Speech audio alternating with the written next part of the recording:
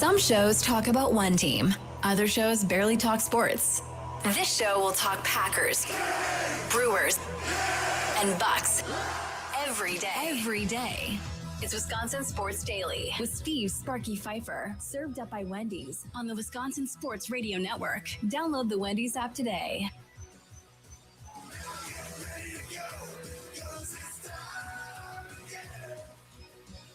It is that time again. See Sparky Pfeiffer with you.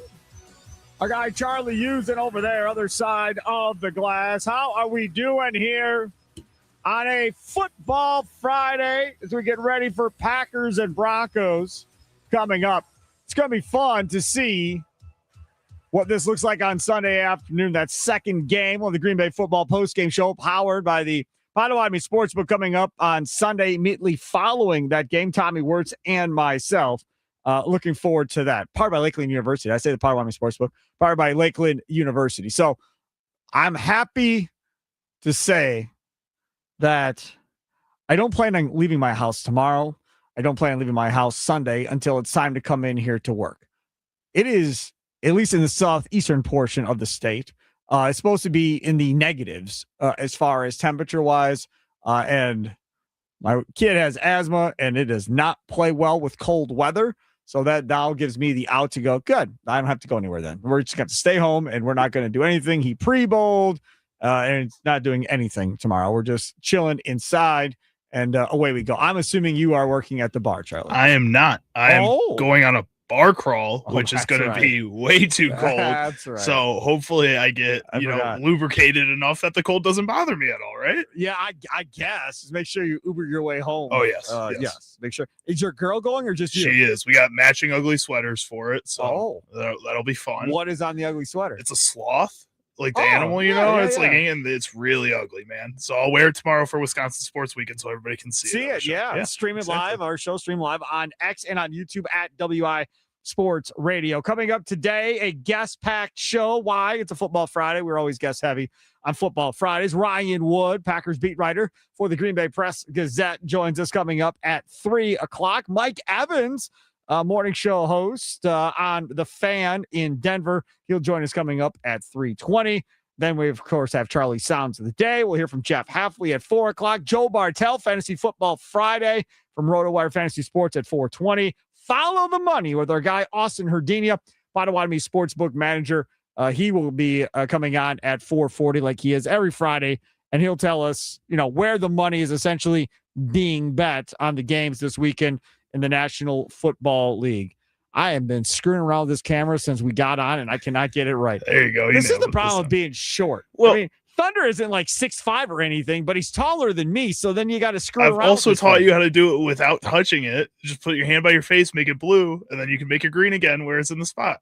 Too much work. I can just reach over and touch with my finger and move it myself. Fair enough. It's a football Friday. We always start off confident, concerned, and curious each and every Friday before a big game, and this is definitely a big game with the Broncos coming in with a 10-game winning streak. So this is what we want to know if you've never done it before. What are you confident in the Green Bay Packers going into this game that they're going to do? Confident they're going to get 3 sacks. Confident that, I almost said Javon Walker. Confident that Christian Watson's going to have 3 touchdowns. Whatever. What are you concerned about this Packers team going into this game against Denver? And what are you curious to see from this Packers team going into the game against Denver? Confident, concerned, and curious. Nicolay Law, talk to text line 414-677-1250, 414-677-1250. Again, on the socials at WI Sports Radio. Want to hear from you, whether in Green Bay and Appleton, listening on WNFL, or if you're in Wausau or Duluth and Superior on the game, or on the Fan in Milwaukee. Want to hear from everybody involved on this one. 414-677-1250.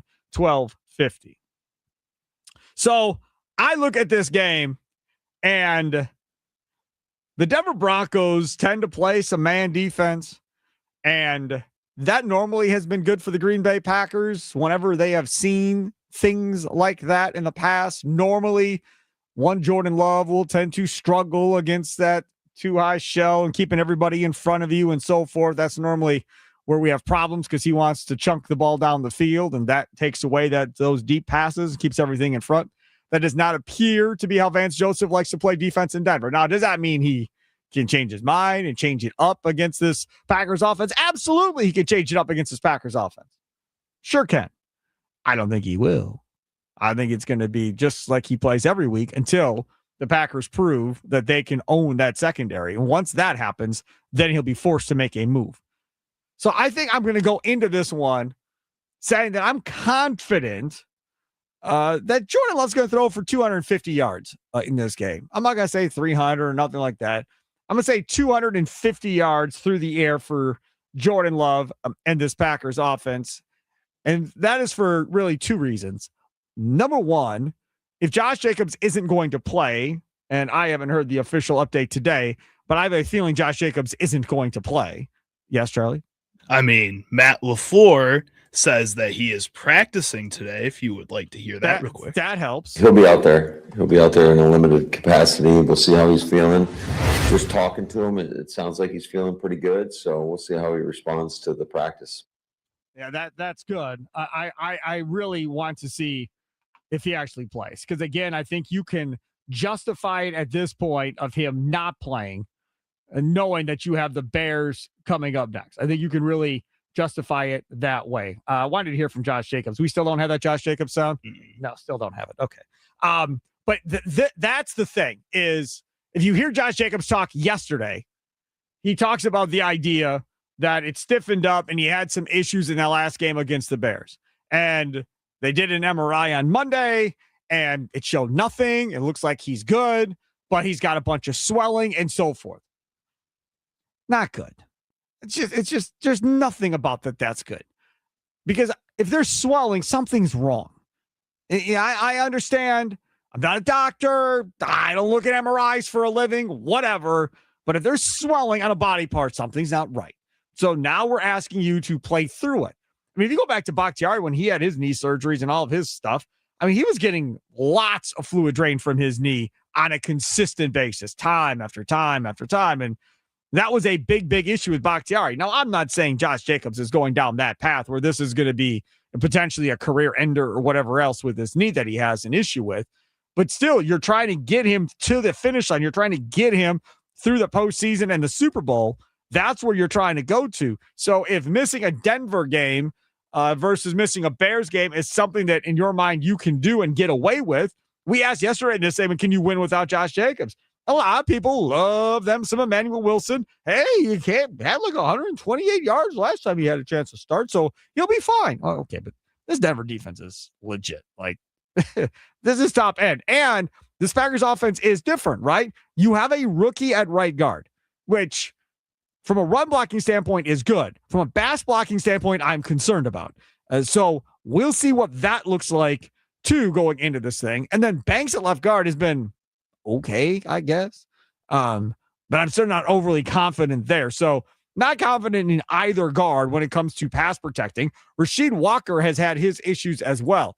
But you still have to be able to run enough to allow that play action to be effective for this Packers offense. Because that's where, again, you're going to get your chunk shots. That and or if they blitz. And I'm guessing they will blitz at points throughout this game. We'll see if Jordan Love can be as good as he's been in the past. So I'll say confident that they get at least 250 yards in this game because I don't think they're going to run it a whole ton.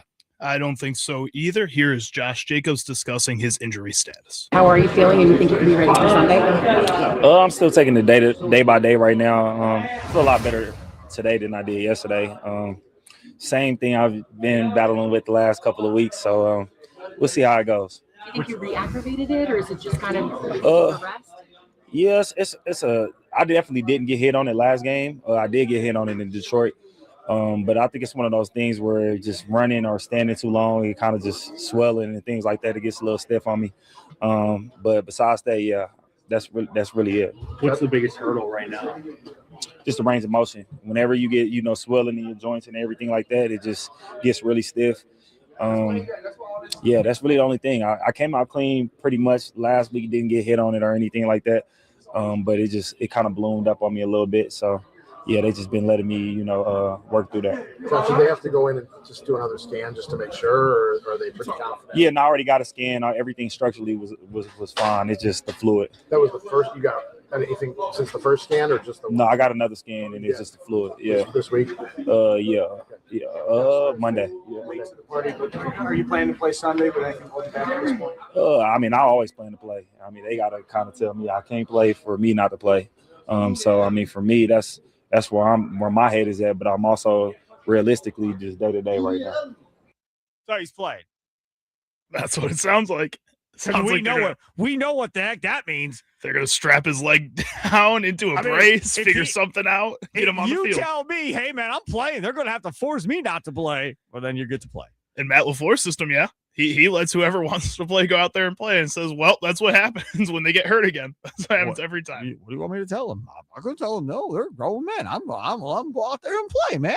Oh, my goodness gracious.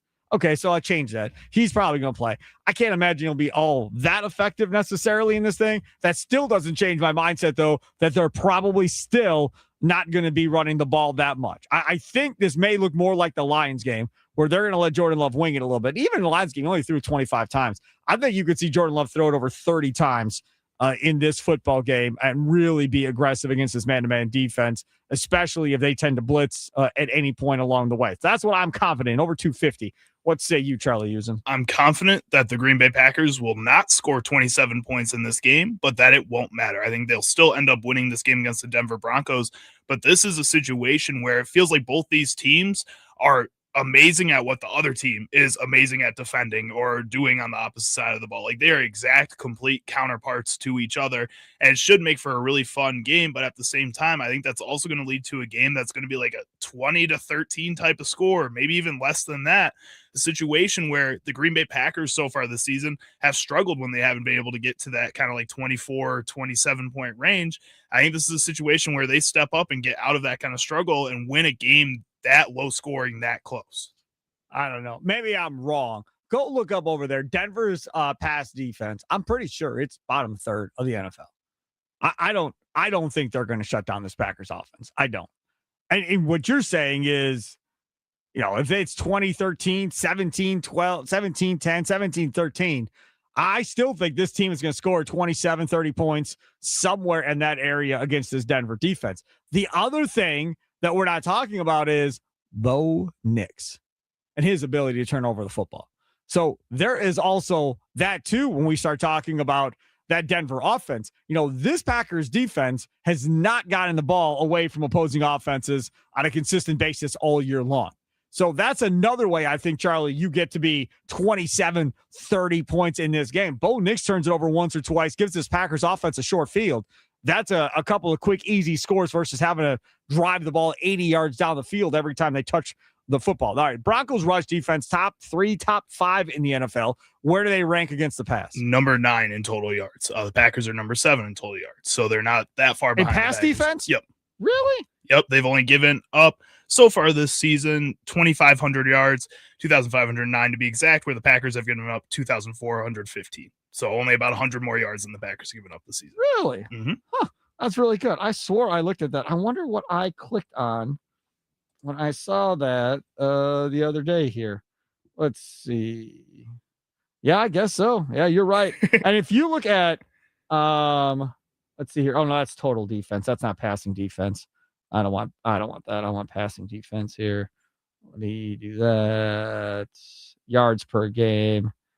Yeah, they're like two, like you said, two behind the Broncos. Green Bay Packers. Are one of the lowest in the leagues when it comes to just total turnovers, though.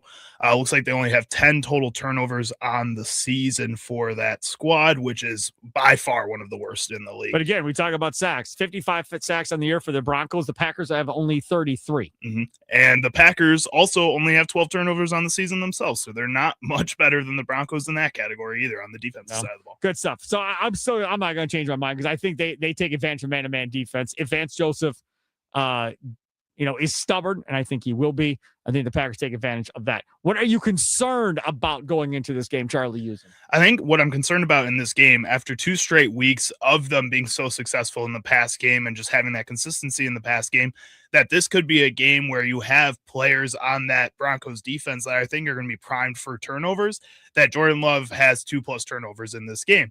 Now, again, I don't know if that results in a loss for the Packers. I still think their defense is probably going to come out on top versus a Bo Nix, like you're talking about, who's also going to turn the ball over at some point in this game, I would hope. This is a situation where I think Jordan Love has to kind of take a step back against a really good defense just because he's looked really good against middle of the league 2 good defenses in the past couple of weeks. It's a situation where I feel like the offense and himself may get a little overconfident and may try to test themselves a little bit, right? Which I think is a good thing to get out of the way here before you get to the playoffs, before you play the Bears again before the end of the season here. There is a lot of going into this game. I feel like it's not about the Packers. I feel like this game is more about Denver, kind of like it was for Chicago. It would have been more like that for Chicago had they not beat Philly the previous week. But it's more along the lines of, yeah, they won 10 games, but who do they really beat in the 10-game stretch, right? There's not a lot of national media buying into the Broncos being as good as their records are. They're, 11-2 at this point. A lot of national media not buying it. A lot of national media going, let's see if they can beat the Packers. Let's see if they win this game. Then we'll buy into what Denver can do. Meanwhile, I think the Packers are in a completely different situation. The Packers, I think it was, who was it? Barnwell at ESPN, whatever, has his MVP rankings right now. Jordan Love is third. If you look at all the sports books and stuff, Jordan Love is top 3, top 5 in MVP odds. And the consistent thing is this. If Jordan Love balls out in the next 4 weeks and they win, he's probably going to win the MVP. Pretty much, it's right there for you. If you win out, Green Bay, and Jordan Love plays well in those 4 games, he very well could win most valuable player in this league. That is a big, big deal. There is no questioning how good Jordan Love is. There is no questioning, is this Packers team real? I don't think anybody questions whether or not they're good.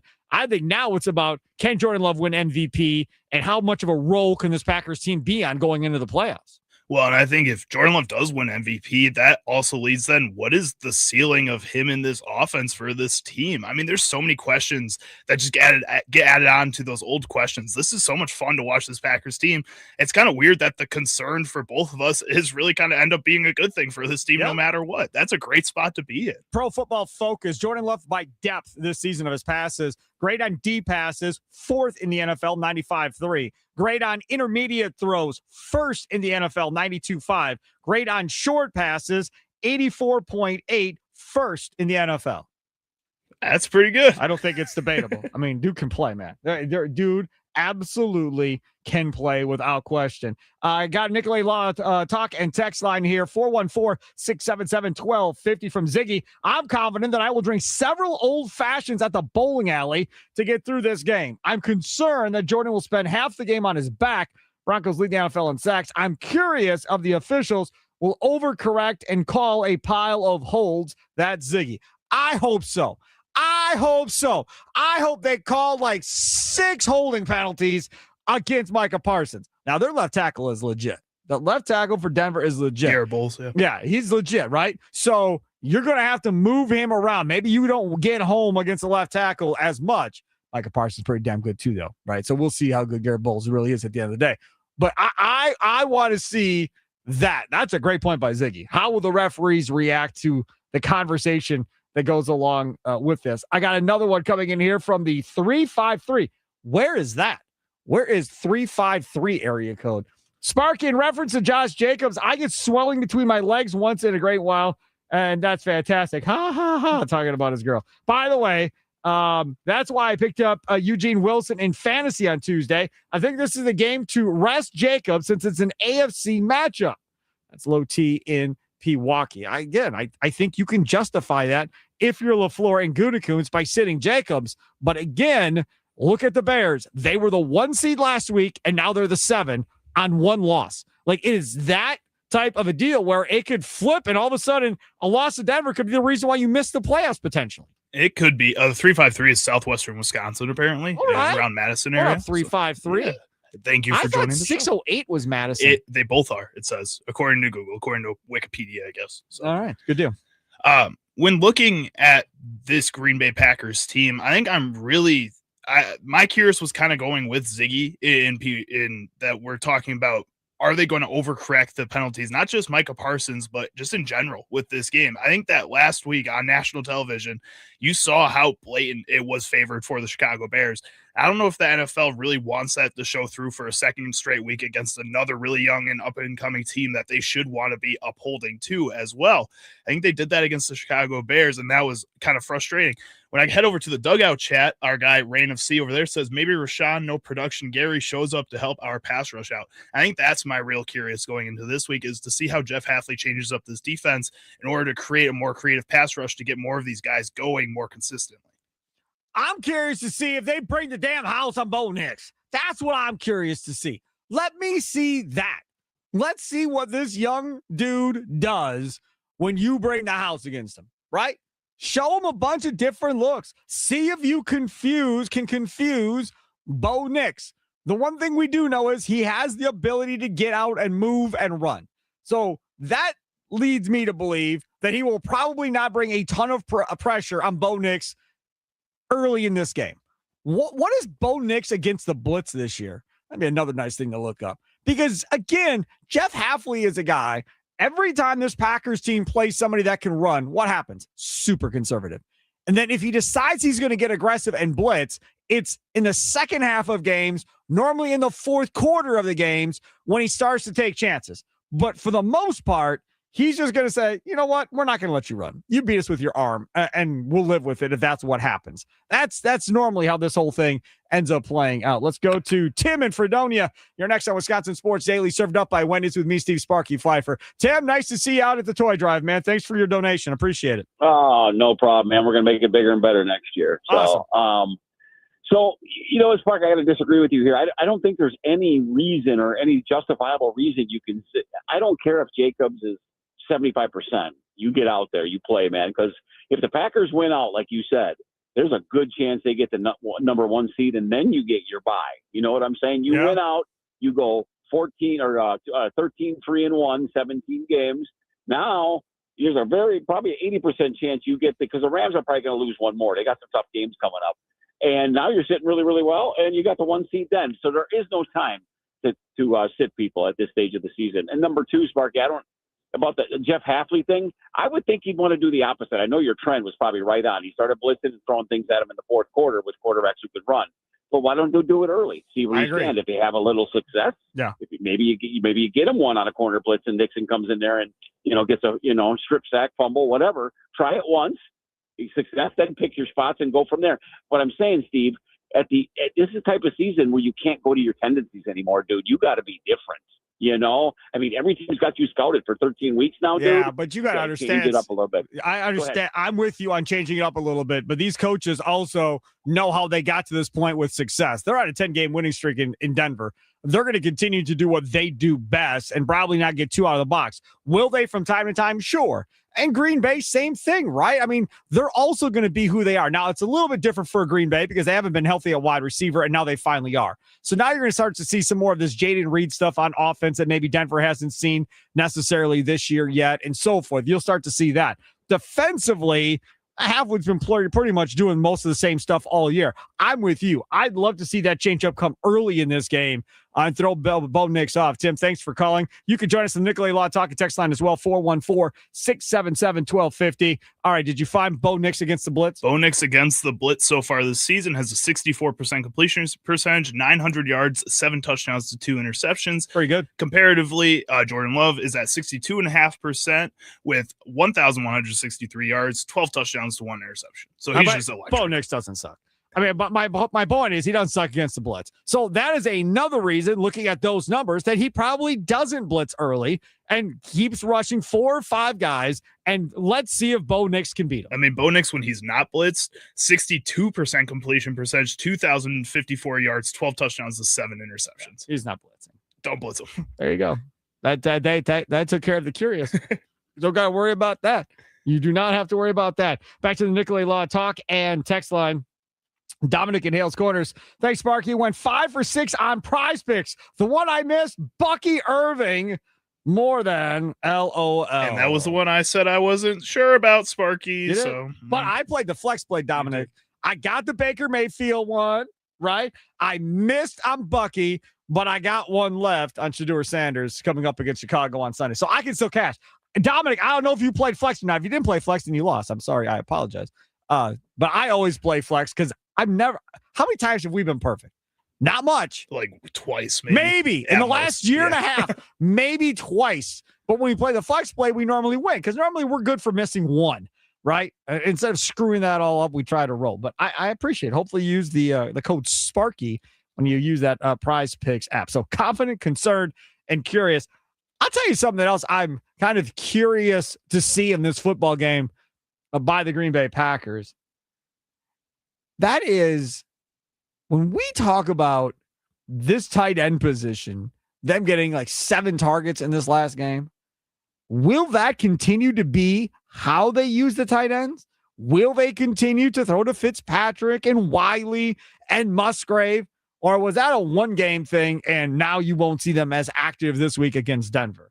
Because I really, really like Musgrave. I do. And if they're going to play man with Musgrave's speed, I don't mind that. You get Musgrave on a matchup you like. Maybe you exploit Luke Musgrave. Maybe you split Luke Musgrave out wide as a tight end and drag a linebacker or somebody out there.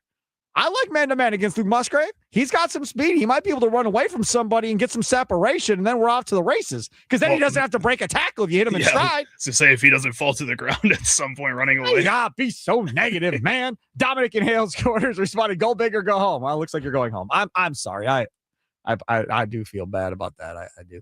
Mike in St. Francis, you're next on Wisconsin Sports Daily, served up by Wendy's here on the Wisconsin Sports Radio Network. What's up, Mike? Hey, Sparky. It's been my observation all season where Hafley comes later in the game is when he really starts pressuring on defense. That's when you're going to see the blitzes and some of the stuff that the offense has not seen before. And I think it's intentional so that the opposition doesn't get time to make adjustments, to react to some of that stuff. He comes late when it's strong at the end, and I think that's genius. Yeah, I don't disagree. That's exactly how Hafley has done it throughout the year, especially when it's not a guy that runs because he doesn't want to get burned by some quarterback running for like 90 yards on him. And that's the other thing you say about this defense, Mike. They don't miss tackles, man. They do not miss tackles. They get you in the open field. That's been the whole success all the way through the whole season is yes, when they make contact, the ball carrier is going down, and that's been such a change. And what a great thing. For so many years, we've always complained about, my God, why can't they tackle better? And we've talked about, well, they don't have as physical practices. They don't practice it as much and so forth. And a new defensive coordinator here in the last couple of years, and presto, problem fixed. Mike, have a good weekend. I appreciate it. Can you read our knucklehead Q over here in the dugout chat on X and YouTube where we stream live at WI Sports Radio, please? Says, wow, I find Sparky at least 30% more believable with these glasses. He's up to 40% now, he said after a little while. Mm-hmm. You and Thunder both. You look so studious today. Yeah, I hardly ever wear my glasses, even though they're prescription and so forth. But the guy literally said last year when I got him, he's like, yeah, he goes, you really don't have that big of a problem. He's like, it's just one eye a little bit. He's like, you want to wear them at night for driving or watching TV at night or whatever? Go ahead. And yesterday, you saw what happened yesterday. I get home and Kay's like, that glasses would have put you over the top with that little outfit of yours. So I said, okay. So today, I got a pullover on, a shirt underneath, whatever. I was like, all right, I'll wear the glasses today. There you go. It's mainly for her more than for anybody else. So, yeah, we'll try and see how this plays out. All right, coming up still, we'll get to Ryan Wood, Green Bay Press Gazette Packers beat writer at 3. Eye Up the Enemy with Mike Evans from the Fan in Denver at 3:20. Joe Bartel, Fantasy Football with RotoWire Fantasy Sports at 4:20. Follow the money with Austin Herdini of the Potawatomi Sportsbook. Comes up at 4:40. Ryan Clark. Ryan Clark. Former DB on ESPN. Nobody apologizes more for his takes than Ryan Clark. And now he has decided to go after Phillip Rivers and the Colts. And I have a question based off of his little rant that concerns the Green Bay Packers for you. And we will do that coming up next for sure. Don't forget the Bucs won yesterday. They shocked the world. They upset the Boston Celtics. And because they win, you win at Wendy's. After every Bucs win, stop by any participating Wisconsin Wendy's for a free small vanilla or chocolate frosty classic. No purchase necessary. This offer is only good for 24 hours after a win, so act fast. Get that free small frosty classic at Wendy's. Wisconsin Sports Daily served up by Wendy's. Live from the Wisconsin Sports Radio Network studios, powered by the Potawatomi Sportsbook. Sparky here.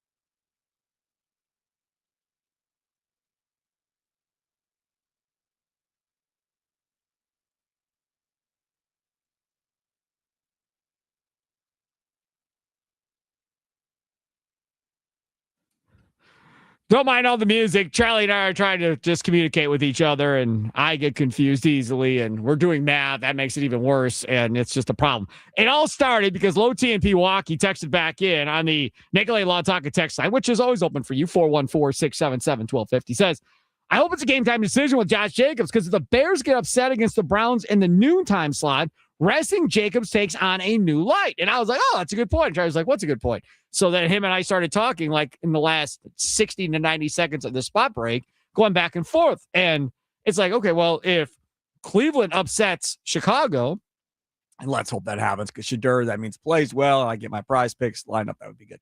But anyways, so let's say they beat Chicago. Now, all of a sudden, if you lose to Denver, it's not that big because now you're still up a game going into that game against Chicago. Now, if you lose to Chicago, you're even up with 2 games to go, which is then Baltimore and Minnesota for the Packers. Charlie, you, on the other hand, had a counterpoint to that. So right now, the Packers are 9-3-1, right? And the Bears are 9-4. If they both lose this week, it's really a half a game. Yeah, you're a half a game up. So if they both lose this week, then the Packers are still only a half a game up, which I think no matter what happens in that Bears game, you still have to worry about winning this game against the Broncos. That's why I still feel like this game, yeah, it's not as important as the Bears last week, but it's still a huge game this late in season with how close the entire league is. I mean, again, you're still a half a game away from being the 7th seed instead of the 2 seed. I think you want to put yourself into that comfortable position. If that means Josh Jacobs is ready to go and ready to be on the field, I don't think there's reason to play around with game time decisions. Let him play. He said he wants to play. So, and he's practicing today. I mean, I would say odds are highly against Josh Jacobs not playing at this point, considering LaFleur wants everybody to be happy with him. So he plays everybody that wants to play. It would be the upset of the season if Jacobs wants to play and LaFleur says, no, for the betterment of the team, you're not playing. It literally would be. First time in his career. I literally, before we started the show, went and got myself 3 Powerball tickets. It's $1 billion, they're saying, for Saturday for the drawing tomorrow. So I went and bought 3 Powerball tickets. I feel like the odds are about the same that Josh Jacobs doesn't play at this point. I don't know about that. That's probably it's gotta be close, right? Probably, but again, I think this is all going to be a conversation between all of them. And I know Josh Jacobs, in the end, based on what we've seen, is going to have the most pull in that conversation. But I think Matt LaFleur, I think the rest of the coaching staff have to at least try to get him to maybe rest up if they feel like they're comfortable enough to win this game without him. All right, let's talk a little bit about our guy Ryan Clark over there at ESPN. It's Wisconsin Sports Daily, served up by Wendy. Sparky here, Charlie Usen over there. And Ryan Clark always has something.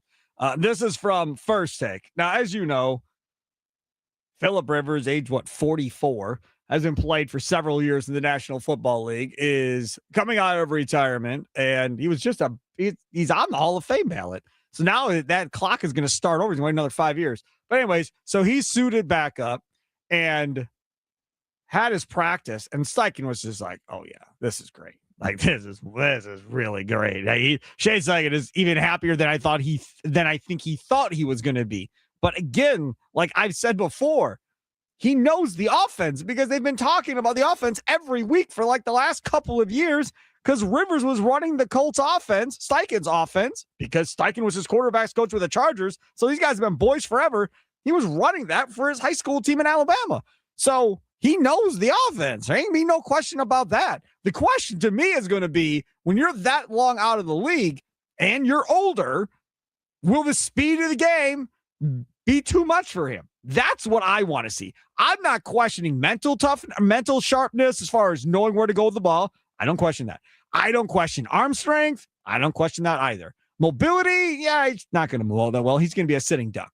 So they're going to have to protect him. But like he said, he wasn't moving anyways in the first place. So, but he's even slower now, probably. So, but again, it's just if he can get up to speed on the speed of the game, and you don't get that in a practice. You don't get speed of the game in a practice. You're not scrimmaging with tackling full speed anymore in the National Football League during the week. You're not going to get that until he gets out there on the football field. Well, and especially at quarterback, they don't practice like that at all ever with that position. It's always as slow as possible, with that little contact as possible to get those guys their reads as easy as possible. Yes, absolutely right. So here is Ryan Clark taking his shots at the Colts and our guy, Phillip Rivers. This is not Michael Jordan coming back to play basketball after 3 years off for the Washington Wizards. This is a man in Phillip Rivers who was always a stationary target, taking 5 years off to coach high school football and then come back to play against the Seattle Seahawks, who will get after your keister if you were freaking Michael Vick. The one thing that Riley Leonard can do, because I watched him do it for 15 games last year, is get out of the way. If you watch the game against the Jacksonville Jaguars last week, he was able to use his legs, scramble, hit Alec Pierce. He had a late touchdown drive in that game. He's been there the entire season. By the way, the last 5 years, he's been playing football. He's been working out. He's been preparing to be an NFL quarterback. Phillip Rivers has not. I think Phillip Rivers had a Hall of Fame career. I don't believe he's a first ballot Hall of Famer, but when you walked into a stadium to play Phillip Rivers, you had to tighten up your chin strap because you knew he was going to compete. If I'm the Seattle Seahawks, I want to see him move off the spot, and I want to see it from every point that he passes the football. I don't give a care how much you hand it to Jonathan Taylor. I don't care how great you think your defense could play. Phillip Rivers should not be starting this game. And if he comes out and he plays well and he stays healthy, I'm not going to retract this statement because it is a bad decision to put him out there. And don't get me wrong. Somebody call me after 5 years and say you could play. I might go try to give him a play too. Phillip ain't wrong. Shane Steichen and the Colts are. First of all, I disagree. There are so many things going on right now. Cam Newton. I can't believe they called him and not me. I'm sure you're in better physical condition than he is. I'm sure you can run faster than him. Mental condition. I'm sure your arm is. I'm sure your arm is great. I'm sure that's wonderful.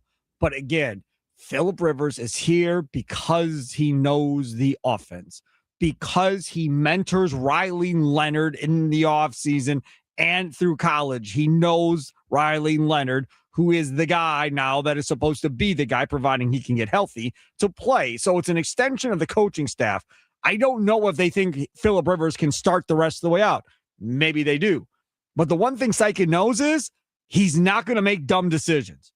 Like, he knows where to go with the ball. If I'm in trouble, I know exactly where my check is. Close my eyes. I know exactly where the guy's supposed to be. Now, the rest of y'all on offense better be in your spots, because if you're not, he's going to know you're not in your spot. You're not going to win the argument between Rivers and Steichen versus running back not being in the spot.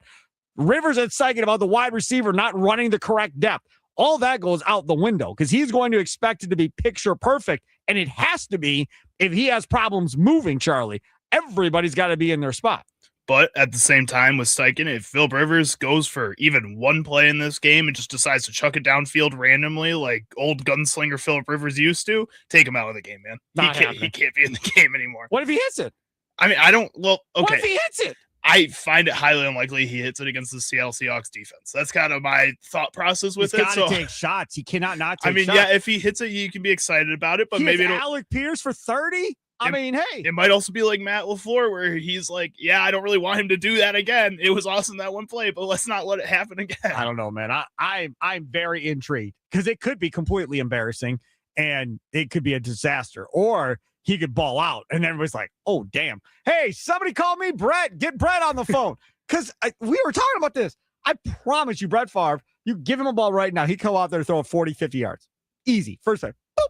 But the problem is everything else that goes along with it. As soon as Phillip Rivers gets hit, will he get up? And if he gets up, how much pain and suffering is he going to be in the next day trying to recover from it, considering he hasn't been hit in several years? Like, that is also the thing. Okay, you play Sunday. How are you going to feel on Monday? How long in the week will it take you to recover to play the next game? There's that, too, that goes into all of this. Wisconsin Sports Daily, served up by Wendy's, live from the Wisconsin Sports Radio Network studios, powered by the Potawatomi Sportsbook. I want to tell you a little bit about that Bucks game last night against the Celtics before we get into full Packer mode starting at 3 o'clock. Ryan Wood, Green Bay Press Gazette Packers beat writer. Mike Evans of the morning show on The Fan in Denver joins us at 3:20. So we'll get into all of that little Bucks topic here. Just talk about that game last night straight ahead. Wisconsin Sports Daily, served up by Wendy's, live from Wisconsin Sports Radio Network studios, powered by the Potawatomi Sportsbook. Sparky here.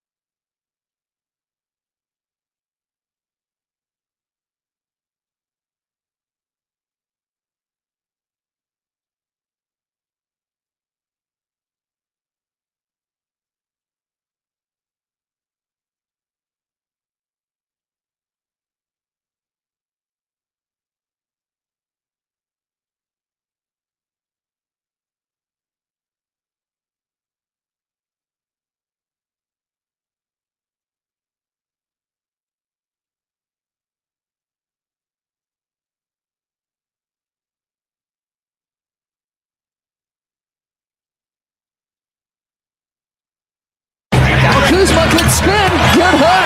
Good bucket. 20 points for Kuz. Your offensive game. So it all starts by being trusted.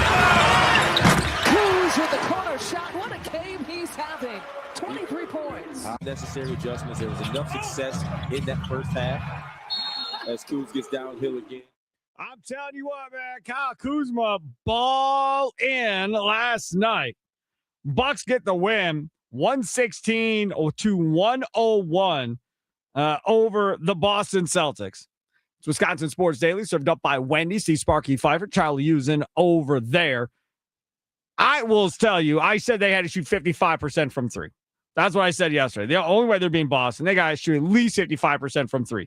They didn't. They shot 45% from three. But you know what? Boston sucked out loud in the second half of that game. I think they were like 1 for 20 at one point shooting threes in the second half of that game. They ended up shooting 14 of 49 for the game, 29%. Field goal percentage overall, 39% in that game. They took 20 more threes than the Bucks did. The Bucks only took 29 threes in that game. Well, and what's also nice to see, which I think this is the first time all season it feels like, the Bucks out-rebounded a team. They had one more rebound than the Boston Celtics in this game. Correct. That's nice to see. Absolutely. Kuzma got going. This dude got going. He starts the fourth quarter here on the bench for the Bucks. Bobby Portis sizes it up. What would be a really good win against a hot Celtics team. Speaking of hot, this man. Bobby Portis caught fire there. Highlight courtesy of FanDuel Sports Network.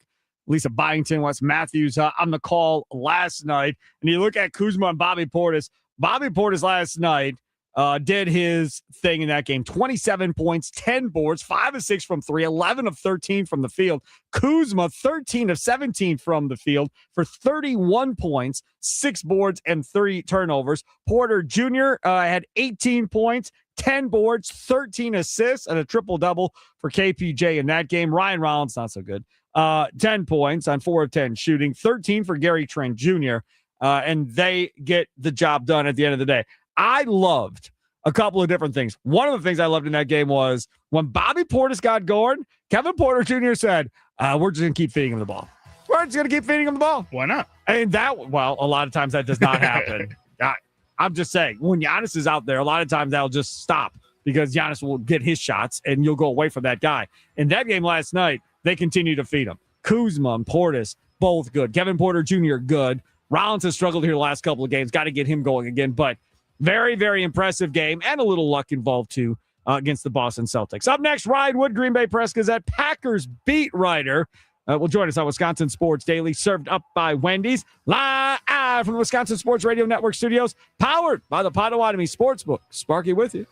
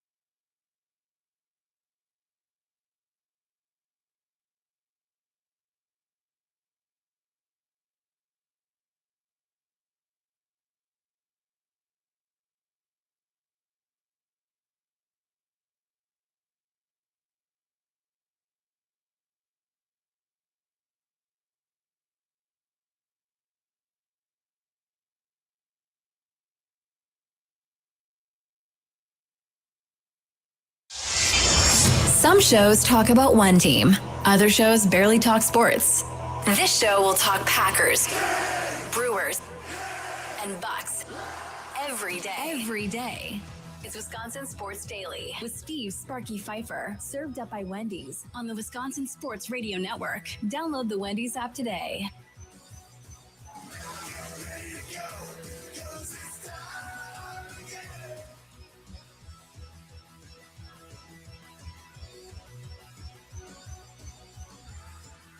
Welcome in. It is Wisconsin Sports Daily, served up by Wendy's. Live from the Wisconsin Sports Radio Network studios, powered by the Potawatomi Sportsbook. Steve Sparky Pfeiffer, Charlie Usen. How are y'all doing? Probably better than the Buccaneers head coach last night, cussing up a storm in the postgame press conference. Yeah, he was not happy. He's going to get fired. Yeah. He's done after this year. I think all defensive head coaches are just going to get fired. There's no reason to hire one. No, not at all. Sorry, Jeff Hafley. There's no chance I would ever hire one. Todd Bowles, sorry. It's been real. See ya. Bye-bye. No chance that's happening. Joining us now on the guest hotline, powered by Gruber Law, the one, the only. He is by Ryan Wood on X, Green Bay Packers beat writer for the Green Bay Press Gazette. Ryan Wood, how are you doing this afternoon, Ryan Wood?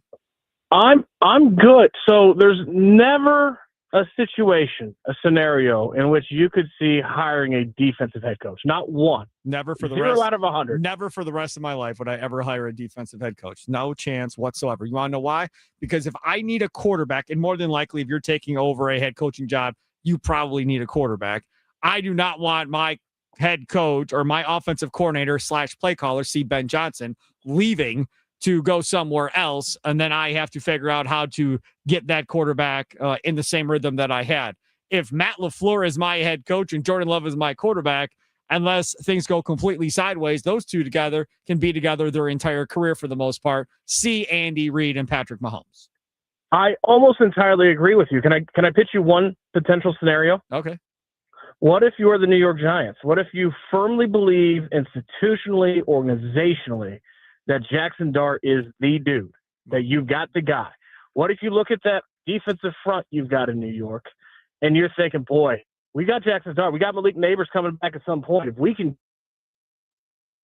come in and complement what we have here on this offense, the pieces that we believe in, what could that do? You don't think that's a scenario where you could go defense? You have a young quarterback. Like, I want my head coach to be the guy that's going to develop and work with his young guy and be on the same page for the next decade. If I go get an offensive coordinator and let's say they hit it off and now this is going to be the thing and it's going to work, and now that guy jets after a year or two, and now that defensive-minded guy has to figure out another play caller that's going to be on the same page with Jackson Dart. Now, I feel like I can find a defensive coordinator easier than I can find a great play caller. Okay, that's a fair statement. If I'm a defensive coordinator getting head coaching gigs, I don't take one, and I don't even entertain the idea unless I know I got a quarterback in the building. Sure, because otherwise you're signing up to get fired. I mean, you got to have a quarterback. So are you taking this down the road because Jeff Hafley is a guy that may be entertained by the Giants?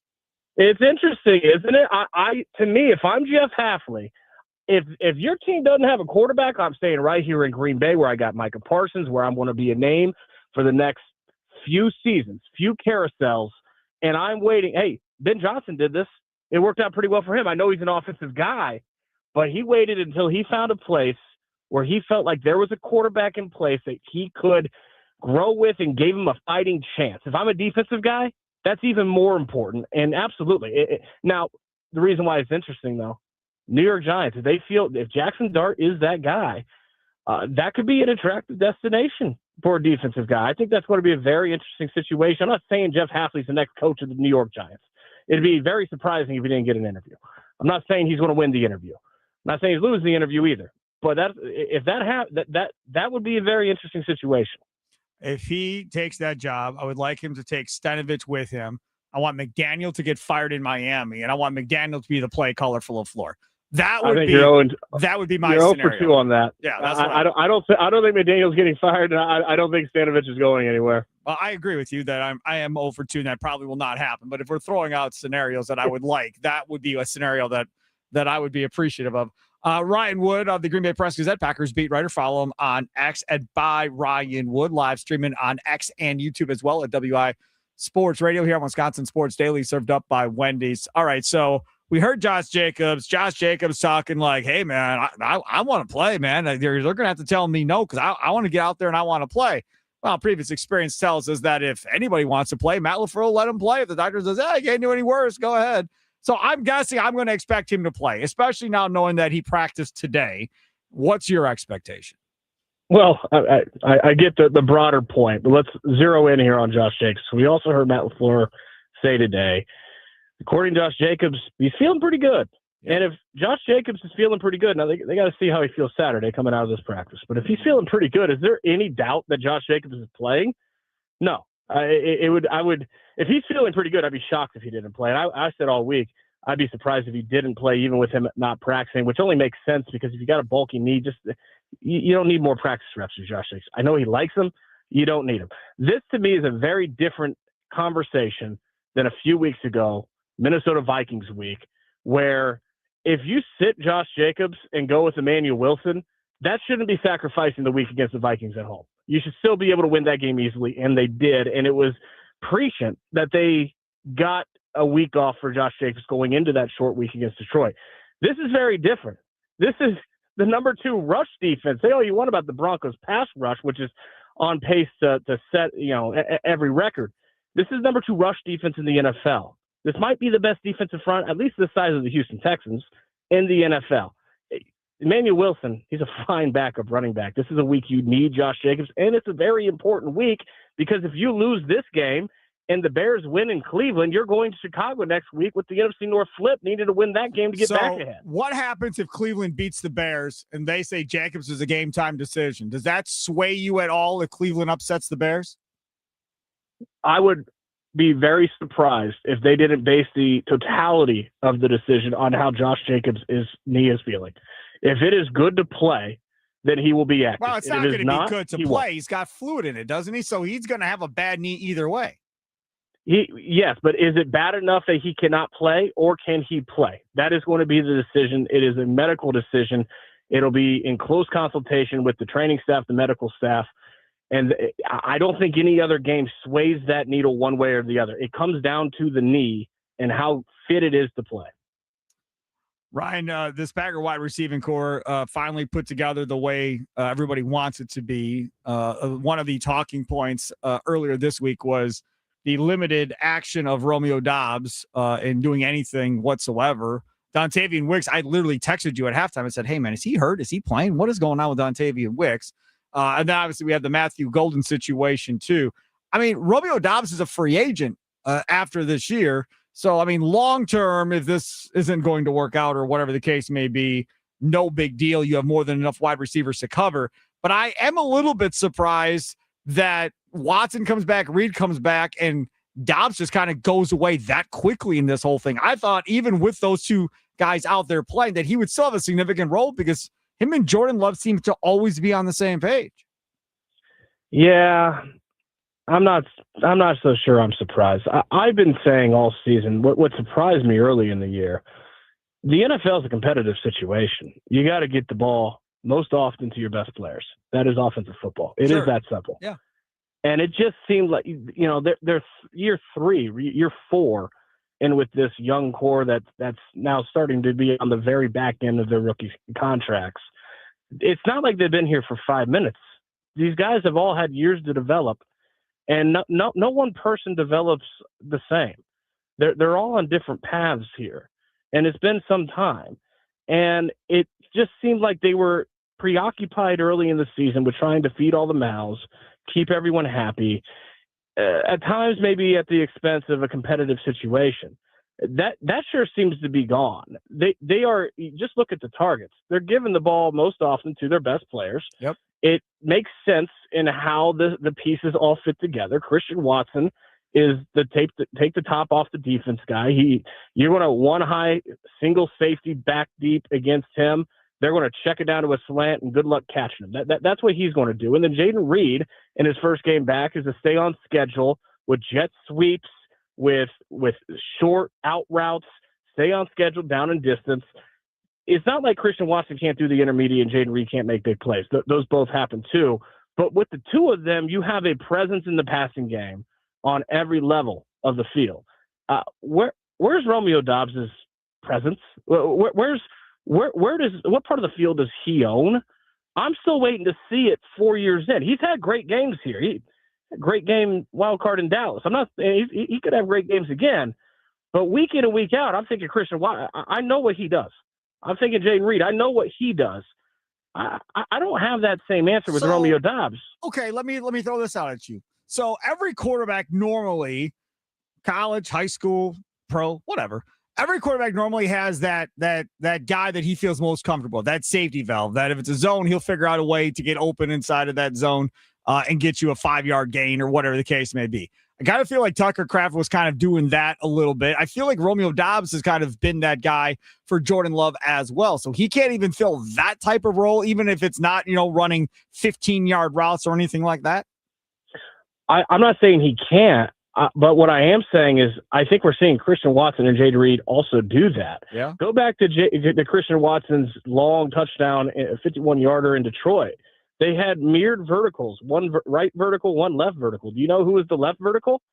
It was Romeo Dobbs. And if you freeze frame it 20, 25 yards downfield, Romeo Dobbs looks more open because DJ Reed bit on an inside move before he cut it up. Christian Watson against Amik Robertson, he doesn't look so open, except Jordan Love has realized 6'4", 4.3 speed, which he has not lost a tenth of a second since that torn ACL. Christian Watson's always open. So what does he do? He throws it up to Christian Watson, and he was open because he's that physically gifted. You're seeing a quarterback that is putting a lot of faith and trust into his most talent, his most dynamic receivers, and is paying dividends for this offense. Talking with Ryan Wood, Green Bay Press-Gazette Packers beat writer here on the guest hotline powered by Gruber Law. Steve Sparky Pfeiffer with you. Wisconsin Sports Daily served up by Wendy's. This offensive line against this pass rush of Denver is something else that I'm concerned about. I don't get concerned about Belton run blocking, but I think I might be a little bit concerned about this offensive line. Rasheed Walker hasn't had the best of years. Banks, I don't know. I guess he's been okay. And then Belton at right guard has had his moments where maybe he's blocked the wrong guy and so forth. What kind of confidence do you have in this line coming into Sunday? I think that's the key question, Sparky. This Broncos pass rush against an offensive line that seems to have started over maybe the last month to really started to figure it out. But it's not an elite offensive line. It hasn't reached that level. And at moments this season, it is tripped on its face. And this is not a week to do that. They will kill you if you trip on your face against this defense. Yep. That's the key question. But at the end of the day, the quarterback makes the pass protection way more than the offensive line. There is a lot of responsibility on Jordan Love to mitigate the pass rush, to get into the right coverages, to know where his hots are, to get rid of the football and to make plays. Like that is what is going to beat this pass rush more than anything else. Similar to, remember week 4 when the Packers went to Dallas? Yep. Dak Prescott put on a masterclass of beating a great pass rush, didn't he? That's what Jordan Love has to do this week. On the defensive side of the ball, that left tackle for the Broncos Bulls, he's pretty good, obviously. They're going to need probably more than Micah Parsons in this game, is my guess. Certainly on the interior against the run, right? And the Broncos, that's not their game, but you can't let it become their game. You got to get off the field. You can't have 3 series of 10-plus plays like that against the Bears. You can't gash yourself out because this is a fourth-quarter team.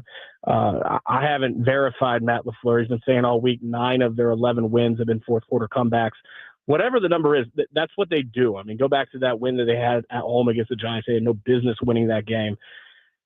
They're playing the altitude against a fourth-quarter team. You can't gash yourself out. You've got to get off the field in this game. What's your prediction, Ryan Wood? Man, this is a tough one. Can I give you – here's something interesting about the Broncos. Do you know the last time they played a team with a winning record? No, tell me. It was the beginning of November against the Houston Texans, who, by the way, after losing that game, were 3-5. They weren't this Houston Texans yet. You got to go back to the beginning of October, week 5 before then, that win that they had in Philly, the last time that they played a team with a winning record. They haven't played. They're 11-2, 1 seed in the AFC. It's been a pretty soft schedule. So with the Packers, what they've been doing these past couple weeks, I think you're seeing is a team that is ascending at the right time. This is a great opportunity to show that that's real. I look, these are very similar teams, two great defenses, two offenses that are not really going to scare either of these defenses. To me, the difference is Jordan Love and Bo Nix. I think Jordan Love is more ahead. He needs to be the difference. I think he will. I want to have the Packers. I like it. I think the Packers being favored by 2.5 is a big red flag if you're a Broncos fan of where all the money is going right now. And normally the money tends to be right more than it's wrong. Ryan, thank you so much for coming on, man. I appreciate you. All right, take care. Take care. There is Ryan Wood, Green Bay Press Gazette, Packers beat writer. Follow him on Twitter or X by Ryan Wood. Coming up next, Mike Evans from the Fan Morning Show out in Denver. Looking forward to getting his thoughts on this game coming in and seemingly the disrespect being showed towards the Denver Broncos. Bucks won last night, so you win today at Wendy's. After every Bucks win, stop by any participating Wisconsin Wendy's for a free small vanilla or chocolate frosty classic. No purchase necessary. This offer is only good for 24 hours after a win. So act fast. Get that free small frosty classic at Wendy's. It's Wisconsin Sports Daily, served up by Wendy's. Live from the Wisconsin Sports Radio Network studios, powered by the Potawatomi Sportsbook. Sparky here.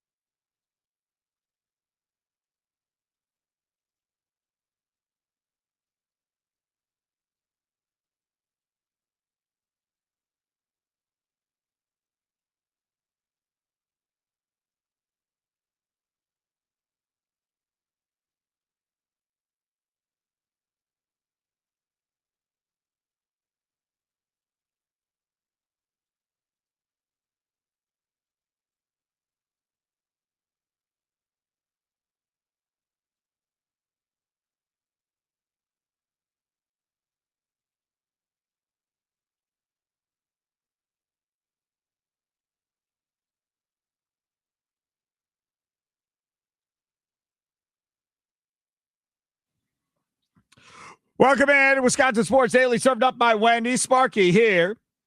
Charlie Houston producing today. Joining us now, you can see him on X, on YouTube at WI Sports Radio. We broadcast in Green Bay, Appleton, Wausau, Duluth, Superior, Milwaukee, all over the beautiful state of Wisconsin on the Wisconsin Sports Radio Network. There he is, Mike Evans, does mornings on the Fan in Denver. Follow him on X and Mike Evans 1043 because that's the numbers of the radio station. How are you doing, man? We talked to when they had their inter squad scrimmage, I believe, earlier. Yeah. So I can't imagine you saw a 10-game winning streak coming at that point when you and I talked last, that they were going to be this good. No way. I think the feeling was, so what? They went 10-7 last year. I think the idea was, hey, get back to that level again, maybe 11 wins, 11-6, and see how it goes. But at no point did I think that this team had the overall, continuity, time together, confidence, maturity to be able to go out and string 10 wins together. It's incredibly hard to do, as you know, in this league. And so for them to get on this string that they've been on has been remarkable, and it has greatly accelerated the timetable with this team. I remember Sean Payton gets to Denver, does that first year, and everybody thought he was a blithering idiot that first year back from being out of coaching. What were fans in Denver like then, and how have opinions changed on Sean since then? Well, you know how it works. When you have a young quarterback, if the young quarterback plays well, it's all the young quarterback. Yeah. If the young quarterback struggles, it's the coach. It's the play caller. You're being too conservative. You're holding him back. You're not running the football enough. You're doing all these things. So I think what you saw was that natural reaction as this offense has been growing the last year and a half. But it's clear Sean Payton's superpower is this. He knows how to build a culture. There's no doubt about that. He knows how to build a culture based on his success in New Orleans. He knows the kind of people that he wants, and he's brought those kind of people in. And there is a newfound sense of professionalism that just hasn't existed around here for a long time. Now you look also at the coaching. He's somebody that believes in a lot of personnel groups. Like every single play, there's a new group coming in, and that led to some communication issues, burning some timeouts, maybe Bo Nix being rushed coming up to the line of scrimmage, doing the quick kill, hurry, and all that. And Sean was asked about it earlier this season. Hey, what's with all these personnel groups? And he said, look, everybody I've talked to that I respect, my own experience tells me that there are so many benefits to being able to give a defense this many looks.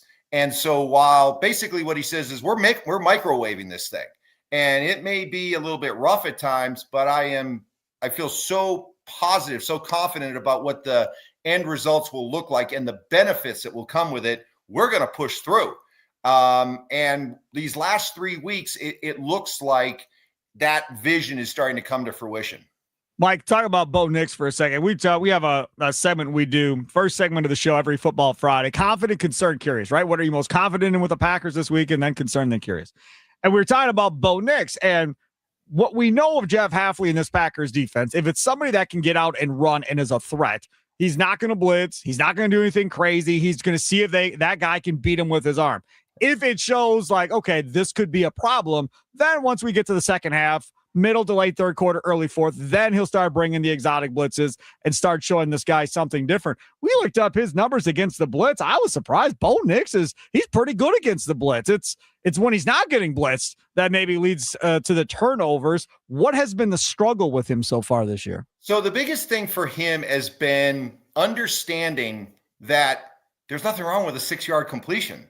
Yes. There's nothing wrong with taking a quick 6-yard completion, getting to 2nd and 4. My goodness, if I had $1 for every time I heard, we've got to stay on schedule, we've got to stay ahead of the chains, and so we hear that here too. But in the last 3 weeks, it's almost like a switch was flipped, honestly, where he was either looking to escape the pocket at the first sign of any kind of perceived pressure and looking to try to make plays downfield. These last 3 weeks, he's gotten much calmer in the pocket. The footwork isn't as chaotic. and he's been stepping up into the pocket rather than racing up in the pocket. And as a result, you're starting to see him go through his reads, be a lot more patient. And if there's an easy completion in the middle of the field, he's taking it. And so you look at the performance the other day. He was 31 of 38 for 212 yards. Now, there were some that were saying, wow, only 212 yards on 31 completions. What a check down merchant and, a dink and dunker. I thought it was a huge breakthrough performance for him because he showed that kind of patience and because he was just willing to take little nibbles. He wasn't looking at the whole buffet at once. And as a result, the offense, they put together 3 drives of 14, 14, and 19 play drives. I mean, that's incredible. And so the reason why was because they stayed in a nice rhythm. And so that's why it was, I thought, a big, big step forward for Bo Nix. How have they protected Bo Nix? Obviously, on the defensive side of the ball, you guys are like the kings of the sack. I get that. On that other side of the ball, I know the left tackle is really good that Micah Parsons will have to deal with, but they move him around, so he'll get to pick where he wants to come from. How well have they protected him?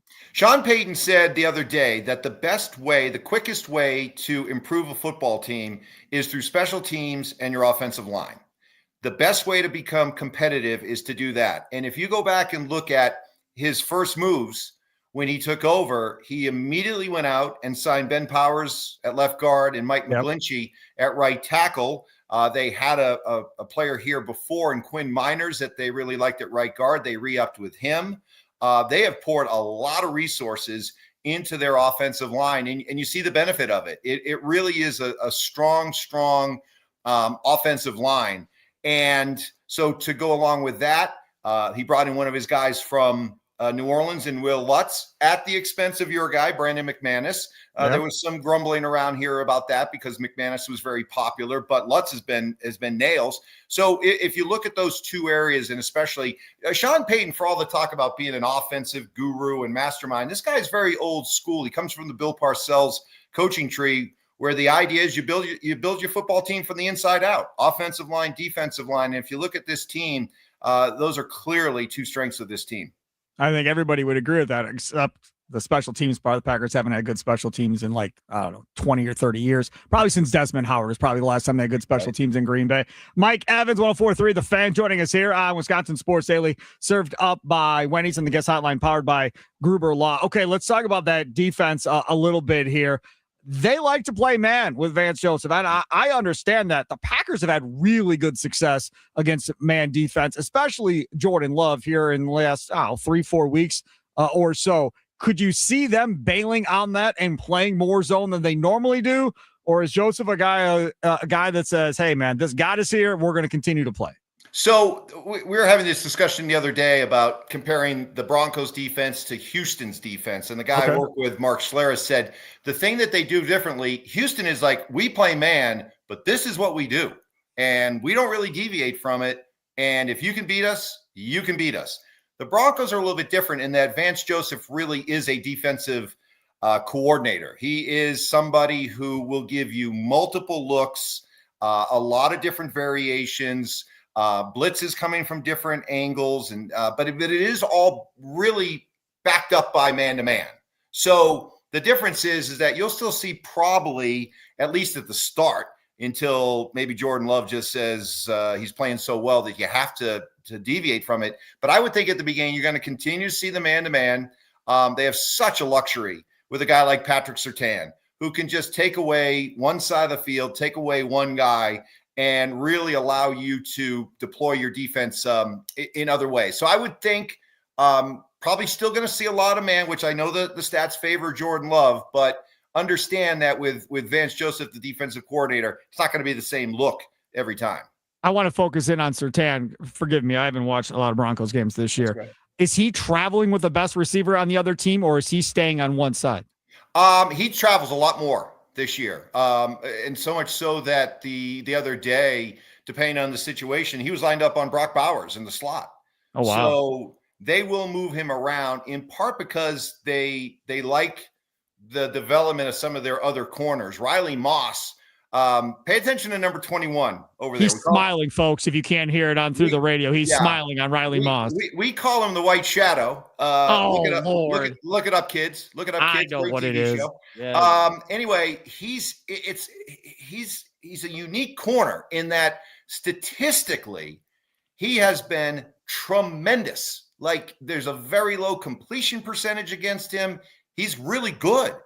But boy, does he have a problem with pass interferences. He's had like seven PIs this year. He gets real handsy, you know? Yeah. And so a couple of weeks ago at practice, they started having him practice wearing boxing gloves and with the idea of not being as handsy. And at least the early benefits have been evident because the last couple of games he hasn't had any PI. So development like him, they used the first round pick, kind of a luxury pick, but they used it nonetheless on Jahdae Barron. And he's kind of fit in as a move all around the secondary type guy. So it's a good secondary. It really is. It's evoked a lot of comparisons to the 2015 Broncos defense that was lights out in carrying Peyton Manning to a Super Bowl in 2015. And that defense had a terrific secondary, very good front seven. Probably the one difference between this defense and that one that won the Super Bowl, not as strong at linebacker.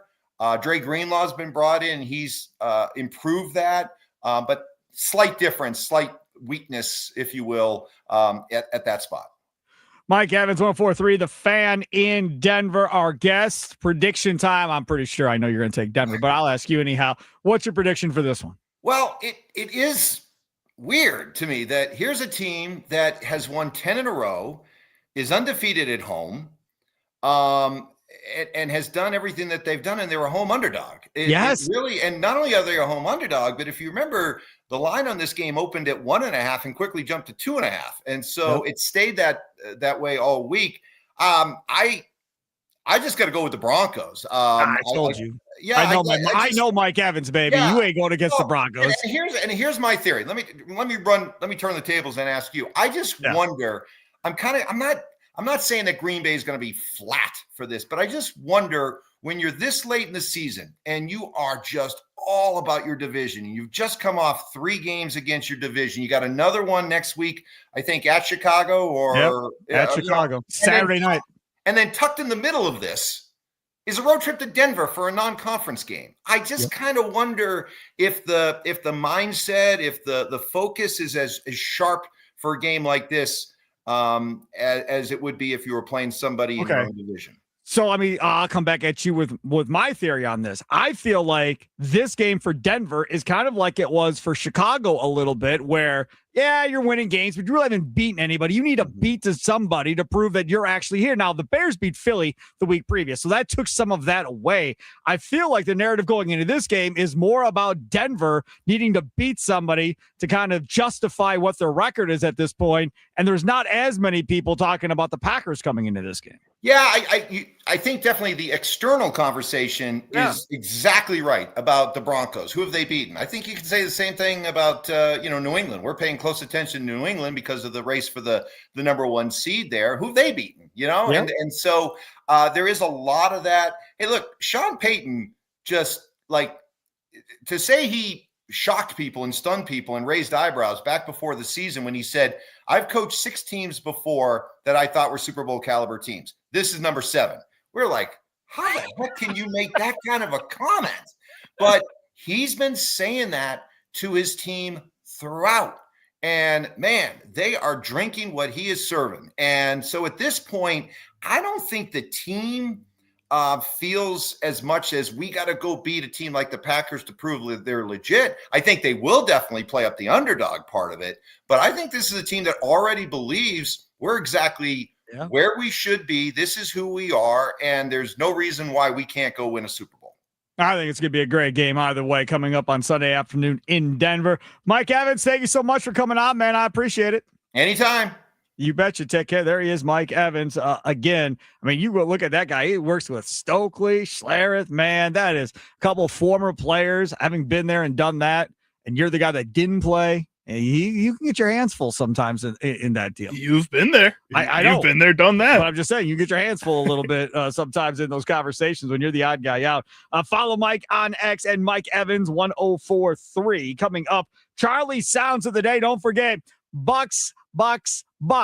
Anytime they have a home game, get that shuttle going from the Potawatomi Sportsbook, Potawatomi Casino Hotel. You pay nothing to sit there and park in their parking structure. It's beautiful. And then you go downtown to a Bucks game or any other event, you're going to pay a bunch of money, right? Everything's overpriced.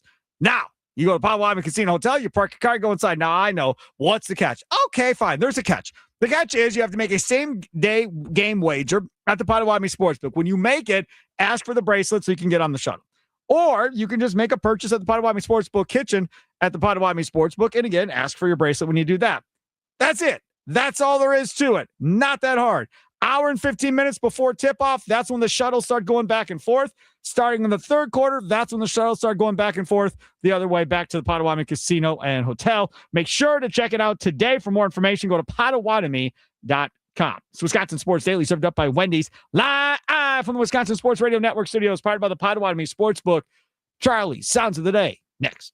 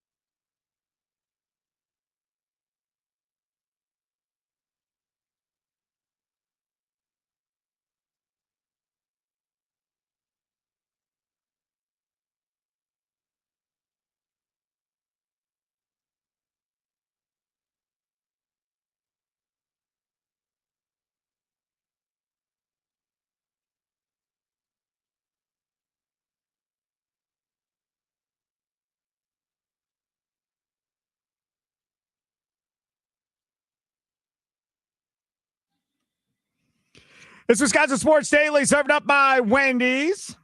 Sparky here. How y'all doing? Football Friday. Game coming up on Sunday, Green Bay and Denver. Green Bay football postgame show powered by Lakeland University. Immediately following that one with Tommy Wirtz and myself. Take your calls, take your text messages, go inside the locker room. That'll be a lot of fun. We'll start at 6:30 coming up on Sunday evening. Time now to get to this segment that Charlie waits the entire show for. What sound clips will Chicago Charlie pick today for Sparky? Will Sparky become enraged? Will laughter ensue? It's time for Charlie's Sound of the Day. It's Wisconsin Sports Daily, served up by Wendy's on the Wisconsin Sports Radio Network.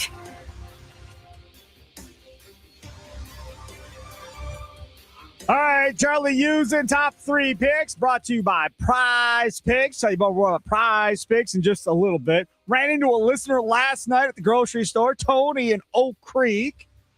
He said he missed us, listening to all of our fun personalities and so forth. He's like, man, you don't know.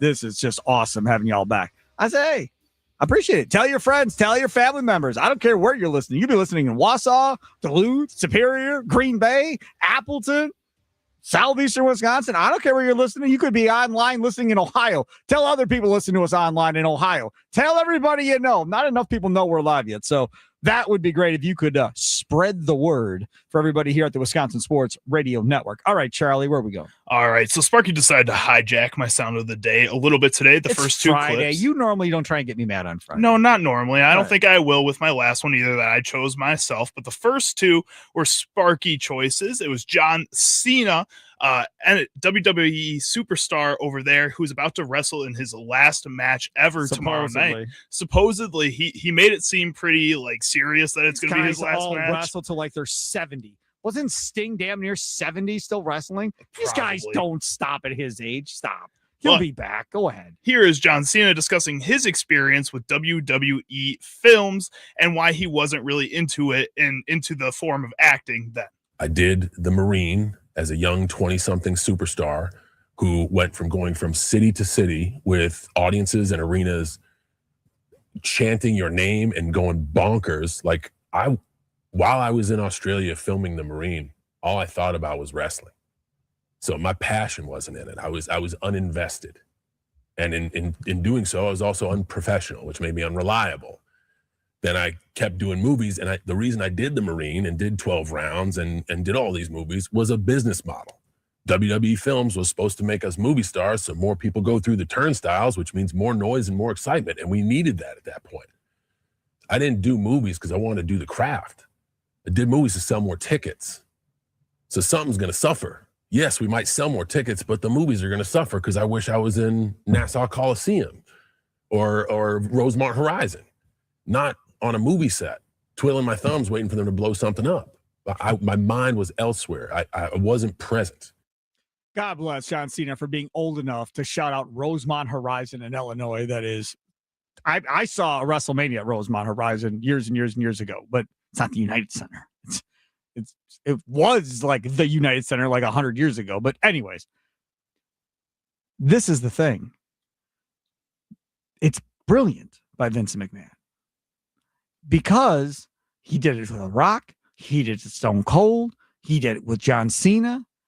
And that is the one thing, if you want to hear me complain and gripe about wrestling, they struggle on trying to figure out how to get guys over and girls over to get back to the level of The Rock, to get back to the level of Stone Cold, where their personalities were so big that even people that weren't wrestling fans tuned in because of the bits that they saw that were so funny and comical, like, oh my goodness, these guys are unbelievable on the mic. And you tuned in. And now you've got guys like Roman Reigns and whatever, but you even had to bring The Rock back to try and get that cat over. That's the biggest issue right now, as far as I'm concerned with wrestling. Like, they cannot figure out how to get to the next level. Yes, they have a lot of people watching. I'm not saying they don't, but it just is not having the same gravitational pull, I don't think, like it used to. But I think it's also kind of starting to get there. There's a new Street Fighter movie coming out. That's the video game series. Correct. Cody Rhodes is starring in that. He's a WWE superstar right Yes. now. So they're starting to get them back out into that popular The mainstream Rhodes media. name helps with that. Definitely. Yeah. Definitely. Next up, we're going to hear from John Cena once again discussing facing life after wrestling. I think if you get into something with the understanding that it will be forever, that might be your mindset. I'm here on borrowed time. I got This is all defensively signed in All Orange of it. County because of the WCW WF wars. I was retained in OVW because I could be an entertaining personality to help the talent more prosperous than me fall down. They kept me around in WWE when I made my debut and failed with Ruthless Aggression. I'm used to, or I've known what it's like to walk that razor's edge, to face my mortality. And I've also a tried and true lesson that I have learned through this business, through mentorship and the business unfolding in front of my eyes, is everyone is replaceable. Yeah. Everyone. Mhm. So when you ask me if I'm set for the next chapter in my life without this thing that's been important to me for 23 years, my answer is yes, because this is something that I do, but it doesn't define me as a human being. I am John Cena, WWE superstar, until the bell rings at the end of the match tomorrow night.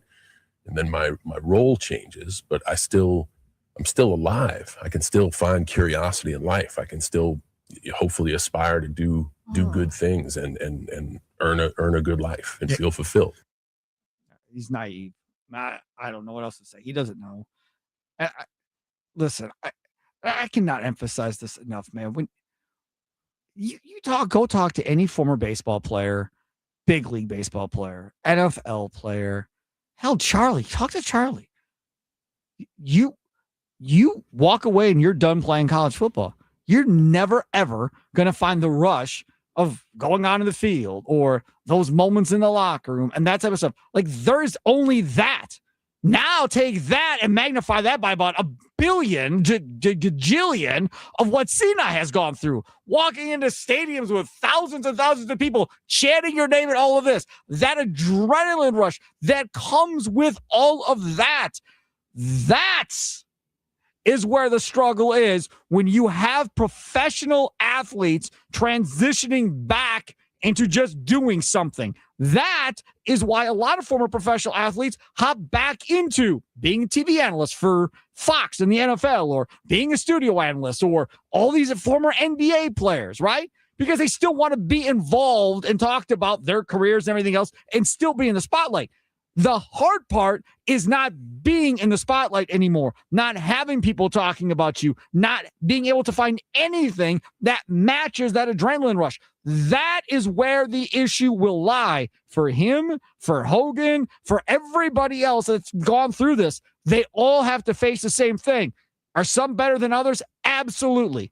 But as I've told Charlie before, the Powerball is $1 billion on Saturday. Mhm. I went and bought 3 tickets. I promise you, if I win, I will be here on Monday, because I will be bored out of my mind if I just sit around for the next 30 or 40 years of my life doing nothing. And I promise you, that cat there, John Cena, is going to do something to where he can try and still have that spotlight on him and try to find that adrenaline rush again. Last up here, we're going to head over to This Is Football with Kevin Clark on ESPN. He was talking with former NFL center Mitch Morse on the most embarrassing moment of his career. He played center with the Bills and the Kansas City Chiefs for a while, multiple-time Pro Mitch Bowler. Morse. Yes. Okay.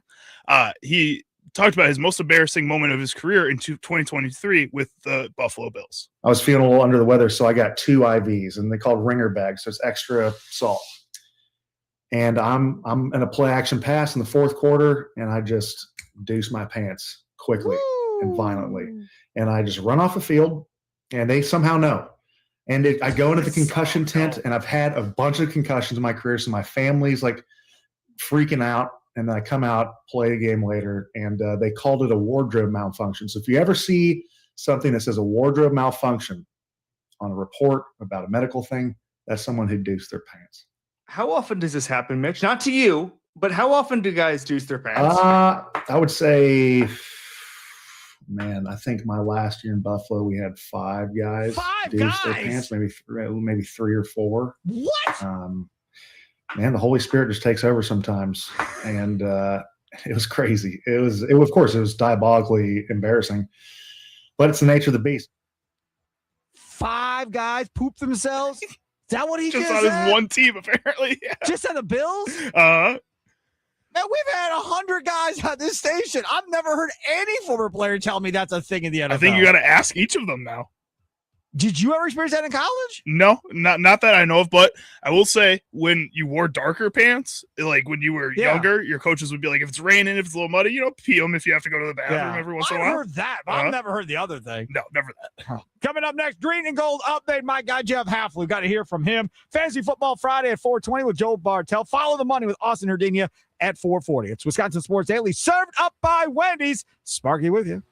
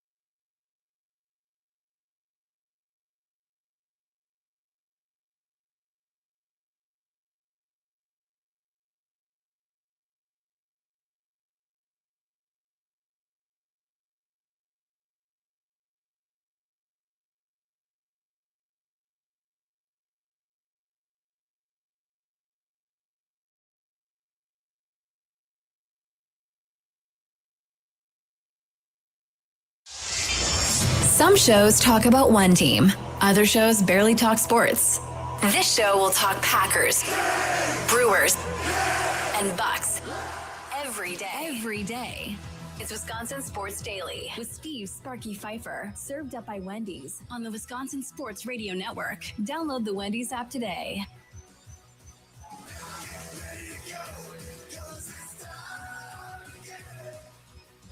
It is time again. Hour 3, 4 o'clock hour here on a Football Friday. Thanks for tuning in. Bunch of you hanging out, watching us on X and on YouTube at WI Sports Radio. Always appreciate that. Thanks for listening across the state. Green Bay and Appleton area on WNFL 99.7 FM. Wausau 93.9 The Game. Duluth Superior 710 The Game. And, of course, in Milwaukee on the Fan 1250 AM and 105.7 FM. So at 4 o'clock each and every day, we always do the same thing. We do this segment right here. It's time for your green and gold update on Wisconsin Sports Daily, powered by the Potawatomi Sportsbook on the Wisconsin Sports Radio Network with Steve Sparky Pfeiffer. And every day, normally, we play some Matt LaFleur or one of the players that maybe have talked. We haven't played Jordan Love in that 4 o'clock segment in quite some time. But Jeff Hafley talks Packers DC. Yeah, you kind of got to listen, right? Because this dude, as I've stated since last year, is by far the best listen of any coach that has a press conference. Charlie went and did some research on some numbers on YouTube or whatever of Jeff Hafley. What did you find? I wouldn't say it was too deep of research, but just based on the last batch of press conferences, Matt LaFleur saying out like 5,000 views on each of his videos that they put out there. Adam Stenavich gets like 1,000 views on the ones he puts out there. Rich Bisaccia gets like 500 views. He's not too popular. Right. I wonder why. But Jeff Hafley is sitting at like 10,000 views per press conference that they put up there for him. And his videos are usually 10 minutes longer than every other coordinator, including Matt LaFleur. It's awesome. He's good. So obviously I'm not the only one that thinks Hafley is highly entertaining in wanting to watch or listen. So Jeff Hafley talked last night about that Keyshawn Nixon game-sealing interception against the Bears. We had the personnel that we wanted, and the call was for there were actually 3 calls I had written down on my call sheet for 4th and 1, and just so I have on my call sheet a 4th and 1 gotta have it call. So it says GTHI, and that's usually the call that I star that in a situation like that I think they're going to run. And I had 3 calls written down, and that was one of them. So I made a call for the run. But at the same time, that was the other play we thought was coming. So we actually had a pressure to that side to try to pull up the quarterback. I told Quay right before the play on the thing, take a step back so you can get across and go get the back if they do run the roll pass, right? So Quay was coming to cover the back. Evan just decided not to cover the back and go take somebody else, which led Keyshawn taking his man. So we, I guess, essentially baited him into throwing an interception. But the play should have worked out where, you know, and I don't need to get in all this detail, but for you that I will, Keyshawn had one guy. Evan should have stayed on his man. That man would have been covered. The ball would have never went over there. He would have either been pulled up or had to outrun Coop for the first down, right? The reason it might look like a run call is because, yeah, if we didn't have 2 guys in the A-gaps, they would have checked to a quarterback sneak, and it would have been a walk-in. Because if it's 4th down and you just have 2 open A-gaps, right, most of the time people are going to walk up and they're going to check to a sneak, and they were a sneak team, which was one of the things I was worried about, because it wasn't even really 4th and 1. It was like 4th and inches, right? So in my head, I was like, all right, this could be a sneak situation, or they're going to run roll pass, which they ran earlier in the game. So are they going to come back to? And that's all the stuff within 10 seconds going through your head. Then Matt and I talked about taking a timeout so we could see the formation, so I could kind of get a picture of what they were going to do. We call that Kodak, right? Take a picture, see what they're in. Then we had 12 guys on the field, so we had to call a timeout anyway. So this whole thing is going on with like no time. What's the call going to be? What are they going to run? The game's on the line. So we made a call for the run, but also thinking send pressure to the side. We thought we were going to get the roll pass. Evan just decided to go rogue, and it led to an interception. So he shouldn't do that again, but I'm very glad that he did on that play. This is funny to me because how many of you sit on your couch and think you can do his job? How many of you sit on the couch and think you can do Matt LaFleur's job? Like, did you hear everything that man just said that was going on through his head, trying to figure out how they were going to play this and trying to stop 2 plays with 1 defensive call, giving instructions to Quay Walker, did everything exactly the way it turned out, exactly like he said it was going to go. Unfortunately, nobody did what they were supposed to do on the Packers defensive side of the ball. And thankfully, everybody it sounds like Evan Williams went rogue first, and that forced Keyshawn Nixon to have to take a different guy and then ended up with the interception. That was all taking place in probably about 60 seconds. He said 1 minute. Yeah, he said like 10 seconds. Yeah. He had to make a decision on what they were going to run. And he's doing that from a mile up in a box, looking down on the field, looking at iPads, talking to 8 different coaches and Quay Walker all at the same time. I mean, that's insane. And you're talking about tendencies of Ben Johnson. So he knew Ben was going one of 2 ways. Either they're going to try and sneak it or he's going to roll. And that's what he did. He brought pressure from the side he thought that he was going to roll to and did everything. And the hope was either he was going to pull it down, run out of bounds, or try to outrun Cooper to the first down. And unfortunately, he made a dumb throw and ended the game for the Chicago Bears and a win for the Green Bay Packers. I really don't want to lose him. I really don't. And, all this talk about the Giants and so forth. And I saw a post earlier in the Dugout YouTube chat that said, man, just pay this dude, make him the highest paid defensive coordinator in the league or second highest paid. If it's about money, just pay him. But it may or may not be about money for Hafley. I mean, remember, he was a head coach at Boston College. He may want to be a head coach in the NFL. He may want to be the guy. He may want to be the star. Now, as we've talked about, not everybody wants that. Not everybody wants that responsibility. Some guys are like, cool, I'll be second guy in charge. You take the fall for the wins and losses. I'll run the defense. Look at Spagnuolo. Now, he is in that defensive coordinator position in Kansas City for the last however many years because he can't get a head coaching job, not because he doesn't want one. But that's worked out fine for Spagnuolo. He's making good money in Kansas City. Hafley could make good money in Green Bay too. But the only person that knows the answer to that question of whether or not he wants to do a head coaching job is Hafley. But if he says, I really don't have any interest in doing that in this league, I'd rather just be a coordinator. I can live comfortably in the money I'm making. I'll be with my guy, Matt LaFleur. I like coaching with him. I like the guys we got. I'm just going to sit tight here and take a pay raise. Maybe. I mean, that right there would be a Christmas present for all Packer fans if that came out. You can maybe kill like 2 birds with 1 stone and say, hey, Rich Bisaccia, see you later. Jeff Hafley, you want to be the associate head coach now? Yes. Take that title away from Rich Bisaccia. Absolutely. And you got it right there. Yes, you absolutely could do that. And then you just hire a new special teams coach and don't pay him, which you're paying Bisaccia. Right. Crazy. It's nuts. Yeah. So, I mean, that also would be something that you could consider too. They've got to think about it. Hafley talking about Rashawn Gary not getting the sacks, but the pressures are nice, but how do you get him to be sacks? Rashawn's playing the run game, and I know you don't want to hear about the run right now. Rashawn's playing the run game way better than he did last year, in my opinion. All right. We're not getting many drop back passes. We're getting 7-man, 6-man play action protections where it's about rushing and converting. And a lot of times you got a tight end and a tackle on you, you got a tackle and a back on you. So at the same time, he's not getting as many opportunities, right? And then even on these third downs, we're getting more runs and screen on third down than I've ever been a part of. So do we want him to have more pressures? Certainly. I'm giving you a reason. And yes, I am defending him because I actually think the guy's playing really well, right? And I think a lot of times you look at I think people look at things very black and white when you have to look deeper into it, right? And just because a guy might not have pressures in a game or sacks in a game, that doesn't mean he didn't play well. Micah Parsons didn't have a sack in the game last week. Micah Parsons had an unbelievable game last week. I mean, he had totally affected the game, but he didn't have a sack.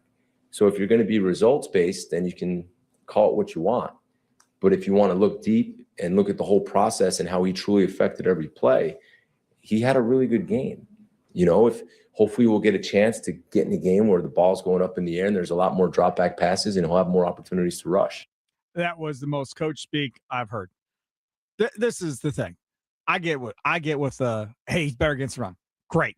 Good, because that's the thing that Packer fans are scared about, stopping the run. So that's good news. I'm all for it.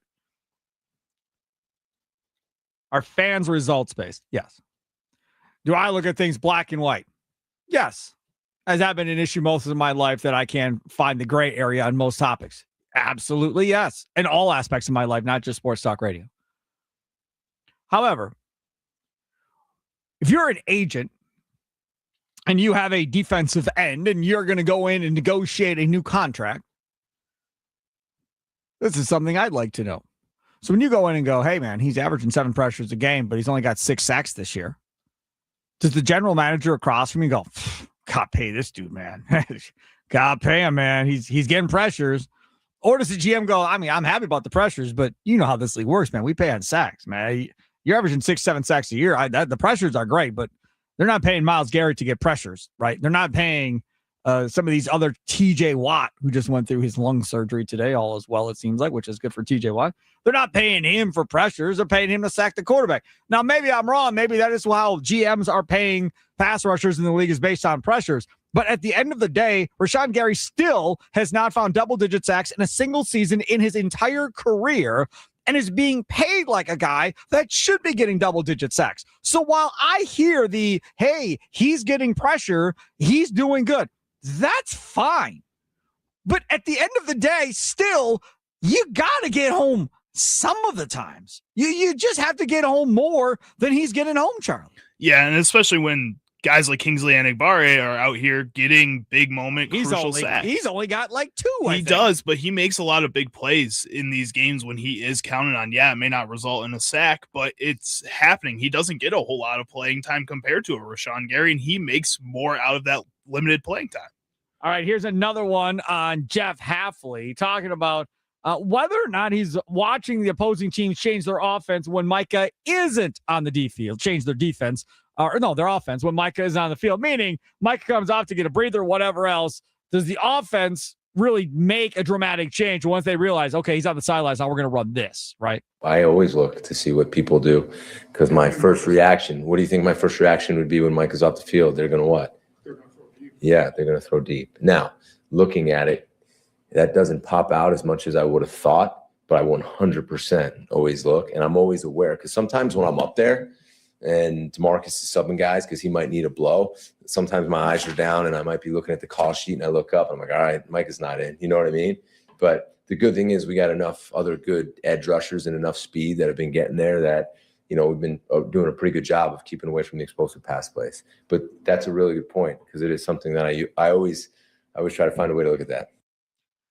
You've got other guys up there. Like, this is my thing I don't understand. They show the shot of the box. He's got multiple guys sitting next to him. Don't you think somebody be like, tap him on the arm? Micah's not coming out. Micah just left. Right? So when you make your play call, somebody's telling you, even though you're not looking, Micah just went off the field. Thank you. Call your play. Right? But if somebody that's got to be somebody's job. If not, Charlie's available on Sundays. I'm just saying, that's got to be somebody's job to tell Hafley when Micah comes off. Because when you're on the sidelines, you don't know that, obviously, and you're up. So it's not like you're hearing somebody yelling, Mike off, Mike off. You can't hear that. You're up in this box. No, but at the same time, I don't think you really want it to be known that you're gonna change your entire defense if a Micah Parsons is coming off the field. So I think sometimes, yeah, it's up to Hafley or somebody to tell Hafley. But if Hafley doesn't notice, you know what? You just run your base defense. You go out there and do what you do with Kingsley Enagbare and Rashawn Gary rushing the passer. If you need pressure in a situation and Mike is not out there, but he's not cannot just rush four. DeMarcus Covington's also not just going to take Micah Parsons off the field in a situation like that. But you don't know. It could be sprain his ankle, could be whatever. I'm just saying. He would know if Micah Parsons is coming off the field. If he's coming off for a breather like he's talking about in the middle of the third quarter, I don't think that's a situation where Jeff Hafley has to look at the defense and say, I need to know Micah Parsons is off the field. Yeah, if he's walking off with a sprained ankle in a crunch time situation, he will know about that. Trust me. Here's an update for you on the Green Bay Packers as far as the injury report goes. Our guy Aaron Banks has been getting rest all week. He was a limited participant today. Javon Bullard, his ankle issue went from limited to full participant. Brenton Cox, full participant. Kingsley Enagbare, full participant, as was Matthew Golden with his wrist issue. Full participant today. They'd all been limited up until this point. Josh Jacobs, as you heard earlier, did not participate the last couple of days, did today. He's listed as questionable in this game. The guy we don't talk about is still out. Who else is on here? A couple other guys. Jaden as Reed well, and Jordan Riley, the new defensive linemen, are both full participants with no designation for which this is game. good. So the questionable guys, Lucas Van Ness with his foot issue, still limited participation. Christian Welch, the linebacker with his concussion, still questionable as well. And Savion Williams, the wide receiver with his foot issue, limited participant, still questionable. So you got 3 questionables and 3 guys listed as out in this one. But again, the guys that are listed as out were designated to return from injured reserve, and they're within their 21 practice day window. So nothing earth-shattering there of the guys that are right now currently listed as out. Take a quick time out. Come back on the other side. We will talk with Joe Bartel of RotoWire Fantasy Sports. Looking forward to talking to him. Hey, don't forget Prize Picks, baby. It's a holiday season, best time of year for sports. Bowl games, basketball matchups, playoff push-ups. It's all happening at once. And while you and I are out here making decisions every day, what gifts to buy, what to eat, which games to watch, one place it feels good to be right. Prize Picks. We got to put our lineup out there last night. We had Baker Mayfield more for his number of yards projected. Got it.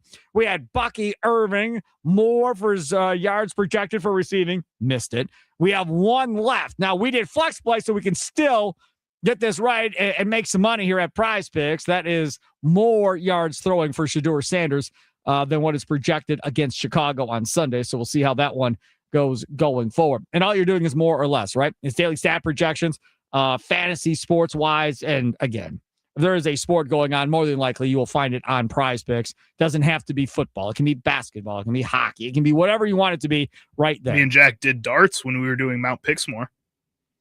Okay, so anyways, a new feature alert as well. Prize Picks now has early payouts. Your line gets off to a hot start. You may now have the option to cash out those winnings before the game even finishes. That's a beautiful thing. And as I said, they have flex play, which means you get paid even if one of your picks misses. And if you want the biggest payouts, go for the power play. No matter your play, Prize Picks is a great way to put your takes to the test. Download the Prize Picks app today. Use code SPARKY, SPARKY, to get $50 in lineups after you play your first $5 lineup. That's code SPARKY, SPARKY, to get $50 in lineups after you play your first $5 lineup. Prize Picks. It's good to be right. Must be present in certain states. Visit prizepicks.com for details. Wisconsin Sports Daily, served up by Wendy's, live on Wisconsin Sports Radio Network Studios, powered by the Potawatomi Sportsbook. Sparky here.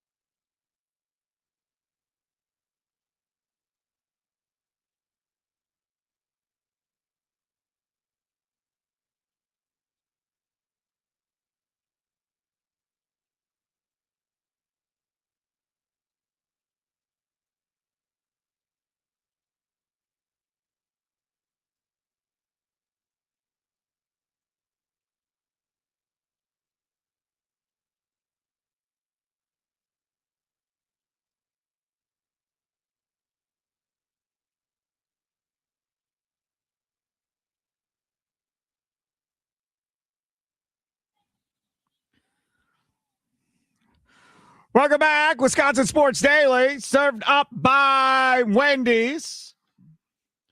Folks, don't forget, coming up next Friday, December 19th, Ziegler Subaru of Kenosha presents Brat Bowl 3 at the world-famous Brat Stop in Kenosha. An all-day live event starting at 9 a.m. with 670 The Score out of Chicago on the Wisconsin Sports Radio Network, featuring all your favorite on-air talent. Plus, bring your new or gently used coats to donate to Ziegler Subaru of Kenosha's annual coat drive. It's Brat Bowl 3, Friday, December 19th, starting at 9 a.m. at the iconic Brat Stop in Kenosha. Brought to you by Ziegler Subaru of Kenosha. For a great experience, visit ZieglerKenoshaSubaru.com, and by Siding Unlimited. Visit SidingUnlimited.com for their honest price guarantee. Time now to turn our attention to fantasy football with Joe Bartel of RotoWire Fantasy Sports joining us now on the guest hotline powered by Gruber Law. Joe Bartel, how are we on this beautiful Friday?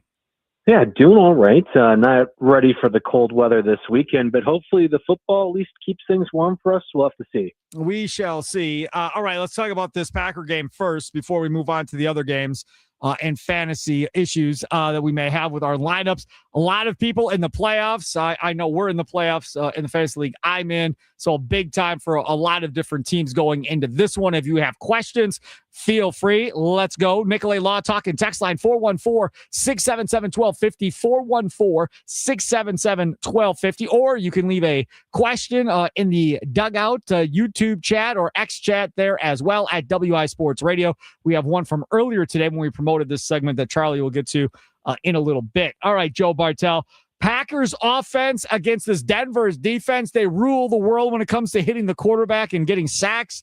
What say you? Who do you like in this Packers offense?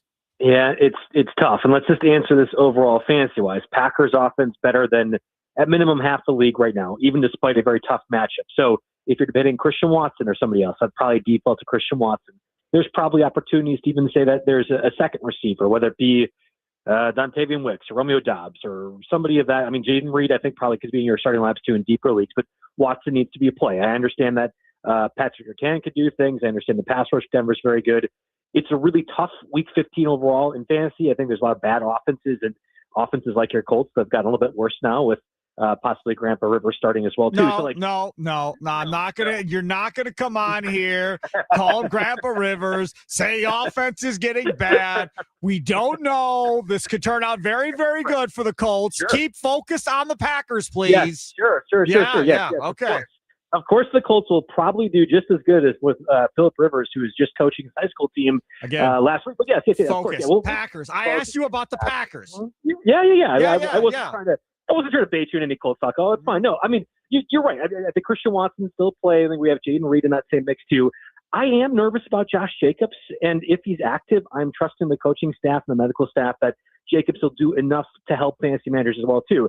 Really comes down to Jordan Love. And I look at a few other quarterbacks this week, like we've had this conversation off of the Caleb Williams, Jordan Love fantasy-wise, and there's a bunch of others that are either in tough matchups, like C.J. Stroud, for example, I think is going to be a good enough spot against the Cardinals, but he's kind of in that fringe. And then others that are in more difficult spots that maybe have higher upside potential.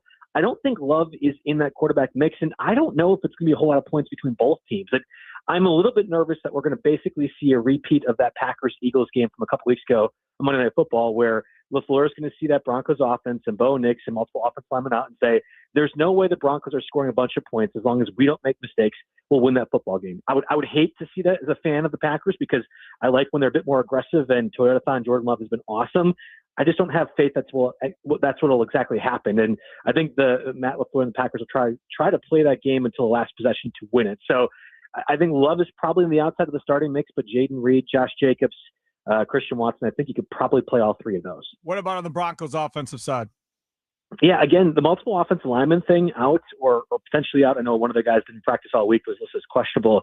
That's going to be a good spot for the Packers defense. And Pat Bryant, their rookie third-round pick, had taken over for Troy Franklin. Troy Franklin at one point was kind of a hot wave where a pickup was getting a bit more volume.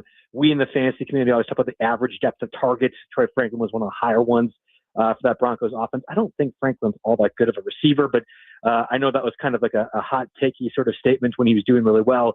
This is one of those spots where if Bo Nix isn't taking deep shots down the field, it's going to be a lot of checkdowns, a lot of just trying to hold the possession of the ball a little bit. And I think RJ Harvey has a chance to be kind of a play as well too, but I don't know if I'm playing Bo Nix either. Back to the Jordan Love conversation, both these quarterbacks definitely take a step back from what they have been in their fantasy matchups in past weeks too. So maybe you're playing RJ Harvey. I think you're still obviously playing Cortland Sutton, but a guy like Troy Franklin in deeper leagues with Pat Bryant out maybe is a play too. I just don't think there's a lot of points on either side of the ball. All right, got some text messages coming in. Got some messages as well in the Dugout YouTube chat. Nicolay Law Talk text line 414-677-1250. Let's go to Charlie first with the Dugout YouTube chat. What do you got? So over there, AH Bears asks, do you guys like Watson this week for the fantasy playoffs versus Denver? That's Christian Watson.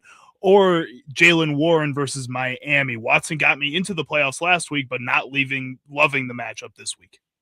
I mean, do we answer questions for anyone with Bears affiliates in their names? I mean, is that kind of like contrary to what we should be doing on the station and channel? Wait, man, we're not going to be a bunch of jerks. So yeah, we'll answer it. All right.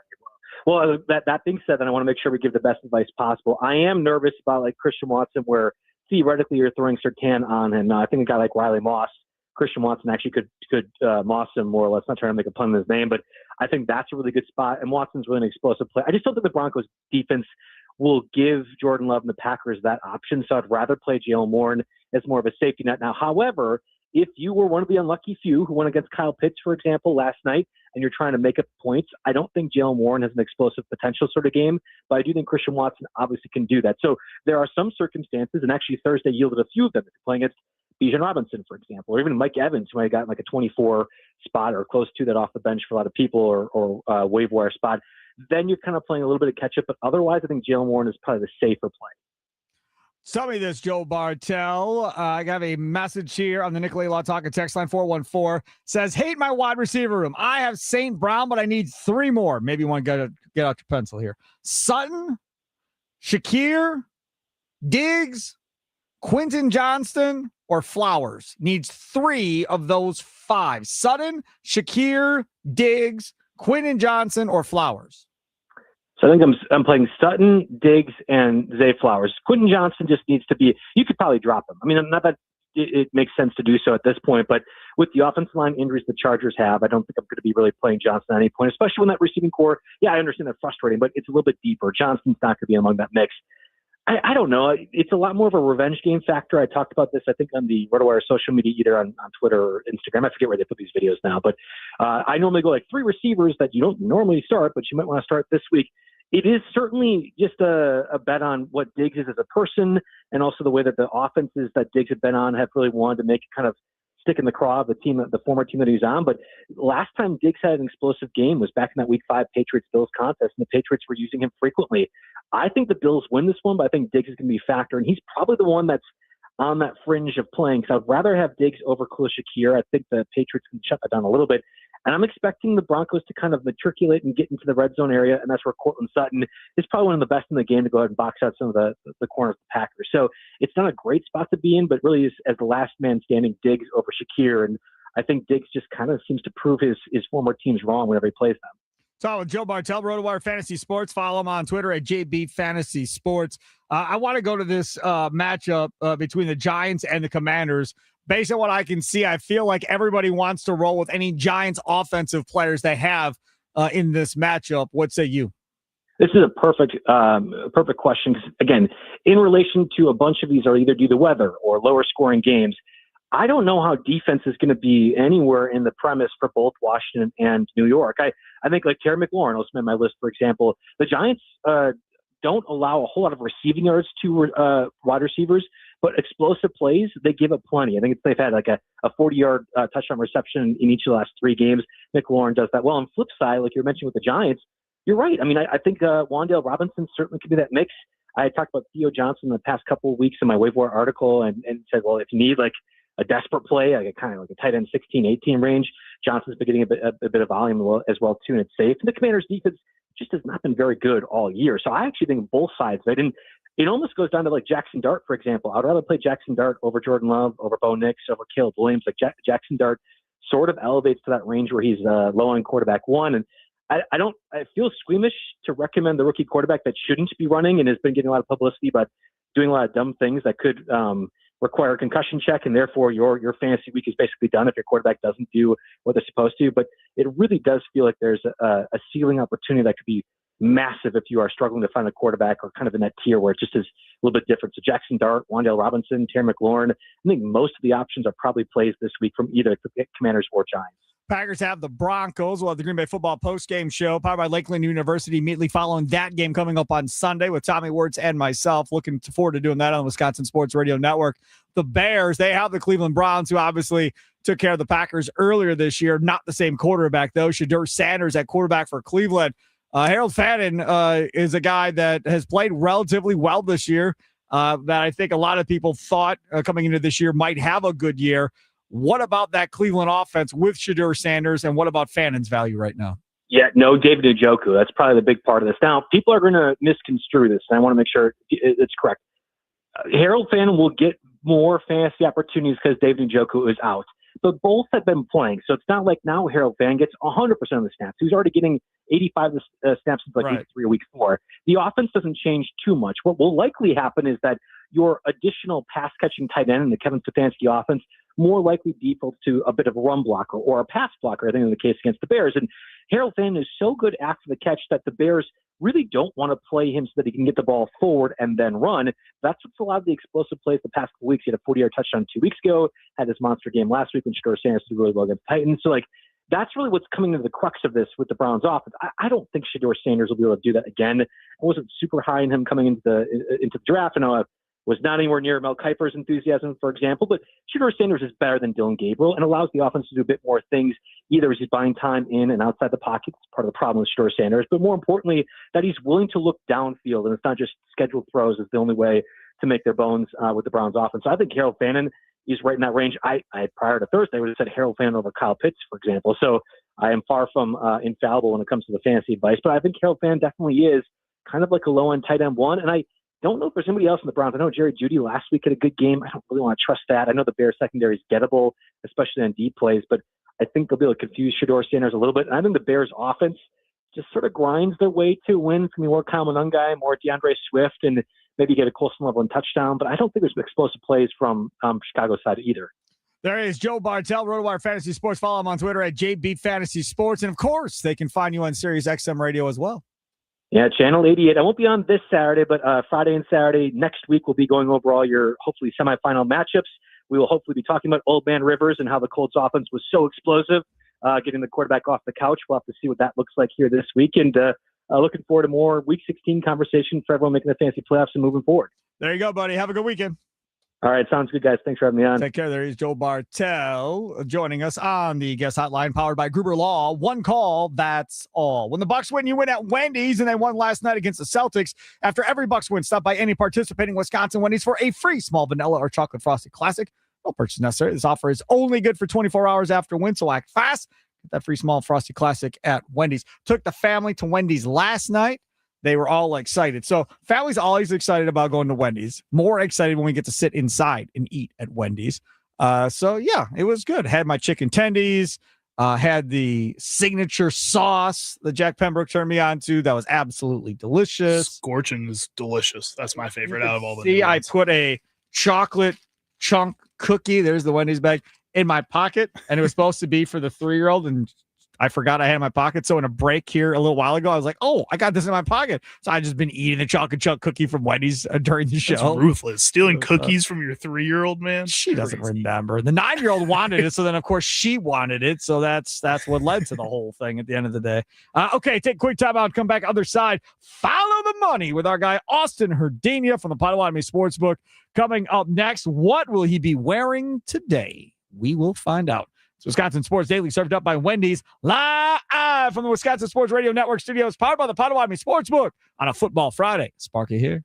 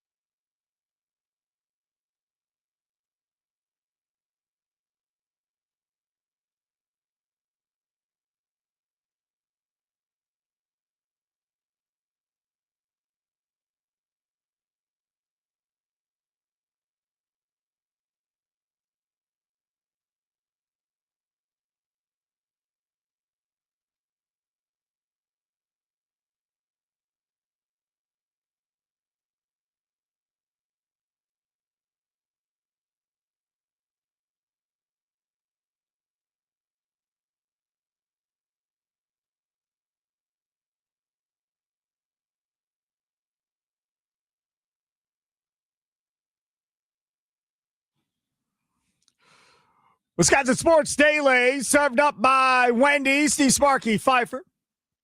How y'all doing on a football Friday? Got plans for the weekend, I'd assume, somewhat.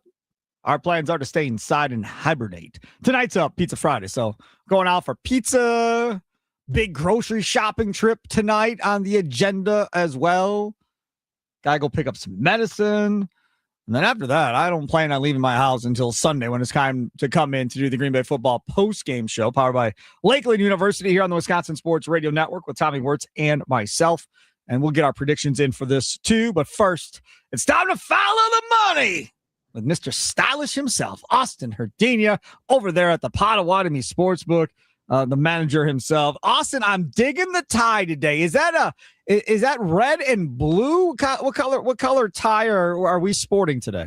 Yeah, we got a little red and gray and white and a little dark gray. It's good. Okay, no blue then. Good. I was going to say, if you're wearing Broncos colors, we're done talking.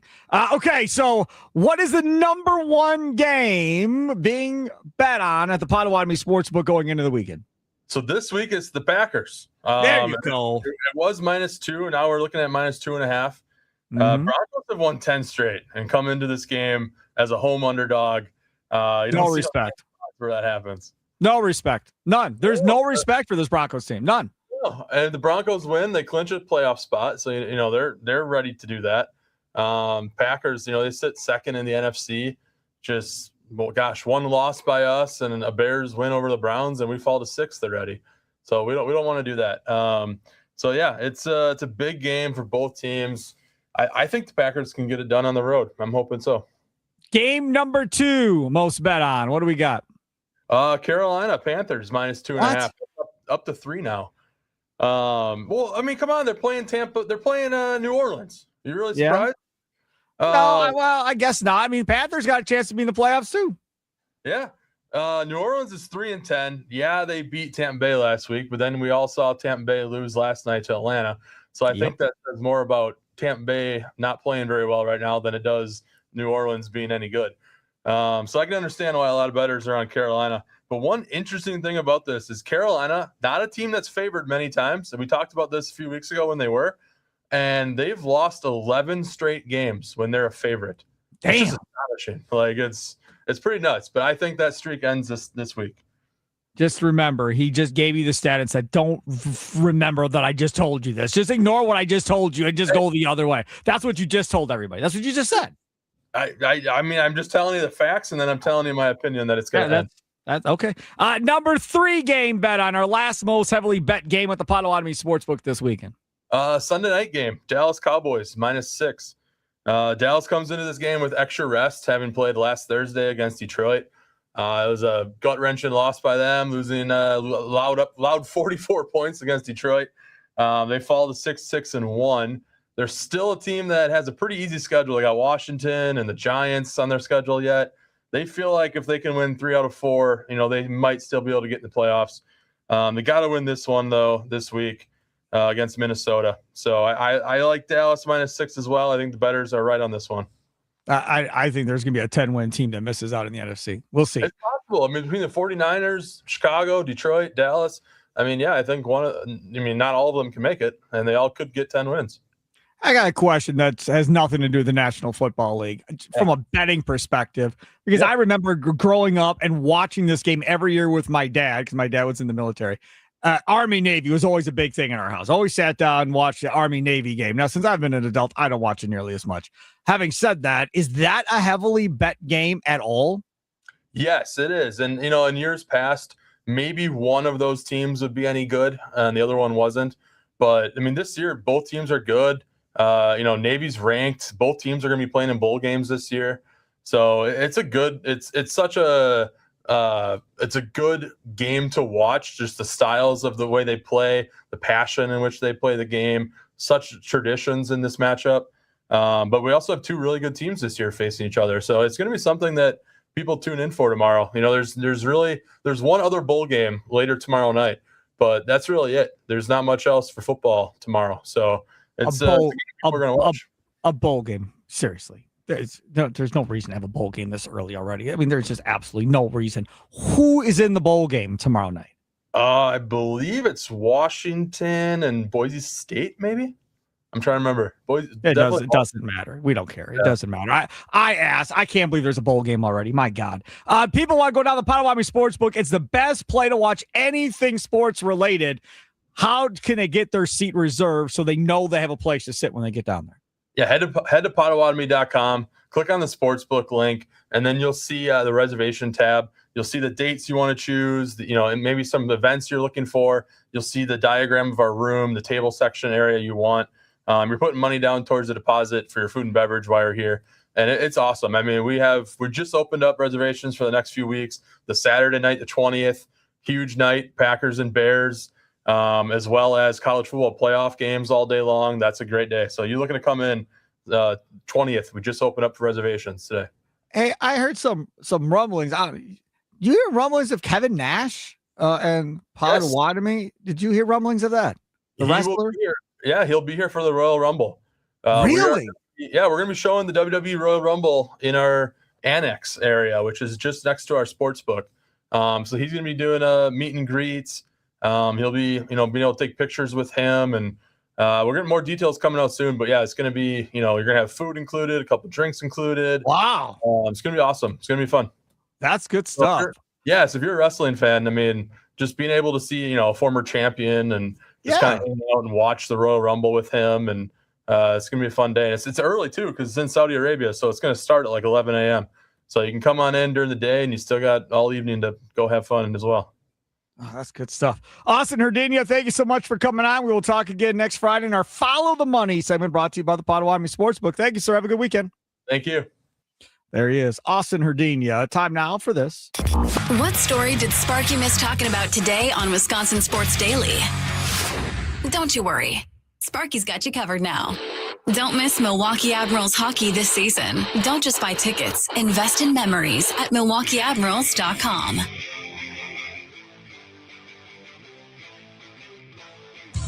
Admirals hockey this weekend. Got a free shirt giveaway, too, for that game. So make sure to take advantage of that. Charlie Usen, time for predictions. I know we did not talk about the Sharon Moore story. Quite frankly, it's something I don't really want to talk about. Like, it's just really sad. I mean, it's sad on so many levels that you go from being a Division I college football coach at the University of Michigan to doing the dumb crap that he did, allegedly did, and now he's in all this trouble in his life. I mean, it's not completely ruined, but it's ruined for the time being. Like, it's just so sad. Okay, time for your picks. Packers, Broncos. I don't care about the point spreads. Who you got? So in this game, my confidence, like I said earlier, was that I don't think the Packers are going to hit their 27-point threshold. That usually guarantees a win for them. In a situation like this against the Broncos defense that is just going to come out firing on all cylinders, looking to prove that they themselves can be a contender in this league. And like we talked about, the Chicago Bears against the Philadelphia Eagles, this has that same kind of energy for this Denver Broncos team. And they're really going to want to go up against the Green Bay Packers team and give them all they got. I still think the Packers end up winning this game, though. I think the final score is going to end up being 17-14 Green Bay Packers on a game-winning field goal. Nah, not going there. If it's low scoring, they're going to lose. I don't like playing in that yard. I'm going to take the Packers to win, and I'm going to go with the magic number 27. And I think this defense is going to get a touchdown, and they're going to get a turnover pick six or something on Bo Nix or a fumble, scoop and score. Something along those lines will be one of the touchdowns for the Packers. They are overdue for a Packer D score this year, more than overdue. So I think they get a Packer D score on Bo Nix, and that probably ends up being one of the deciding factors in who wins this game. I'll take the Packers to win this game 27-17, 10-point victory over the Broncos in Denver.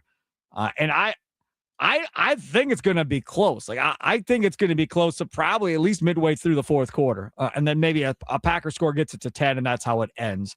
But I would expect it to be close, and I think that Denver offense will have some success against this Packers defense. I mean, you saw the way to kind of break down that Packers defense last week. The Bears put it on tape for everybody moving forward here that in that second half, if you can wear them down enough, if you can wear them down enough in the first half, maybe you can have some success against them in the second half. This is a situation, though, where you, as the Packers defense, can't rely on Keyshawn Nixon bailing you out in clutch situations or other players on your defense trying to be superstars all the time. Everybody has to be sound in a game like this, going up against an offense that's going to be sound too for the most part. Yeah, it's going to be a game too where I wonder, we haven't really talked about it all day, but the altitude of where you play that game. What does that mean? I mean, we saw the Packers defensive line absolutely toast by the end of that game last week. What is it going to look like now in Denver? If that Denver running game gets going, what will that defensive line be looking like? Because if they're sucking air at late and it's close, that's not going to be good either. Well, especially two defensive tackles that are potentially going to be playing in this game that haven't really got full chances to play all season, man.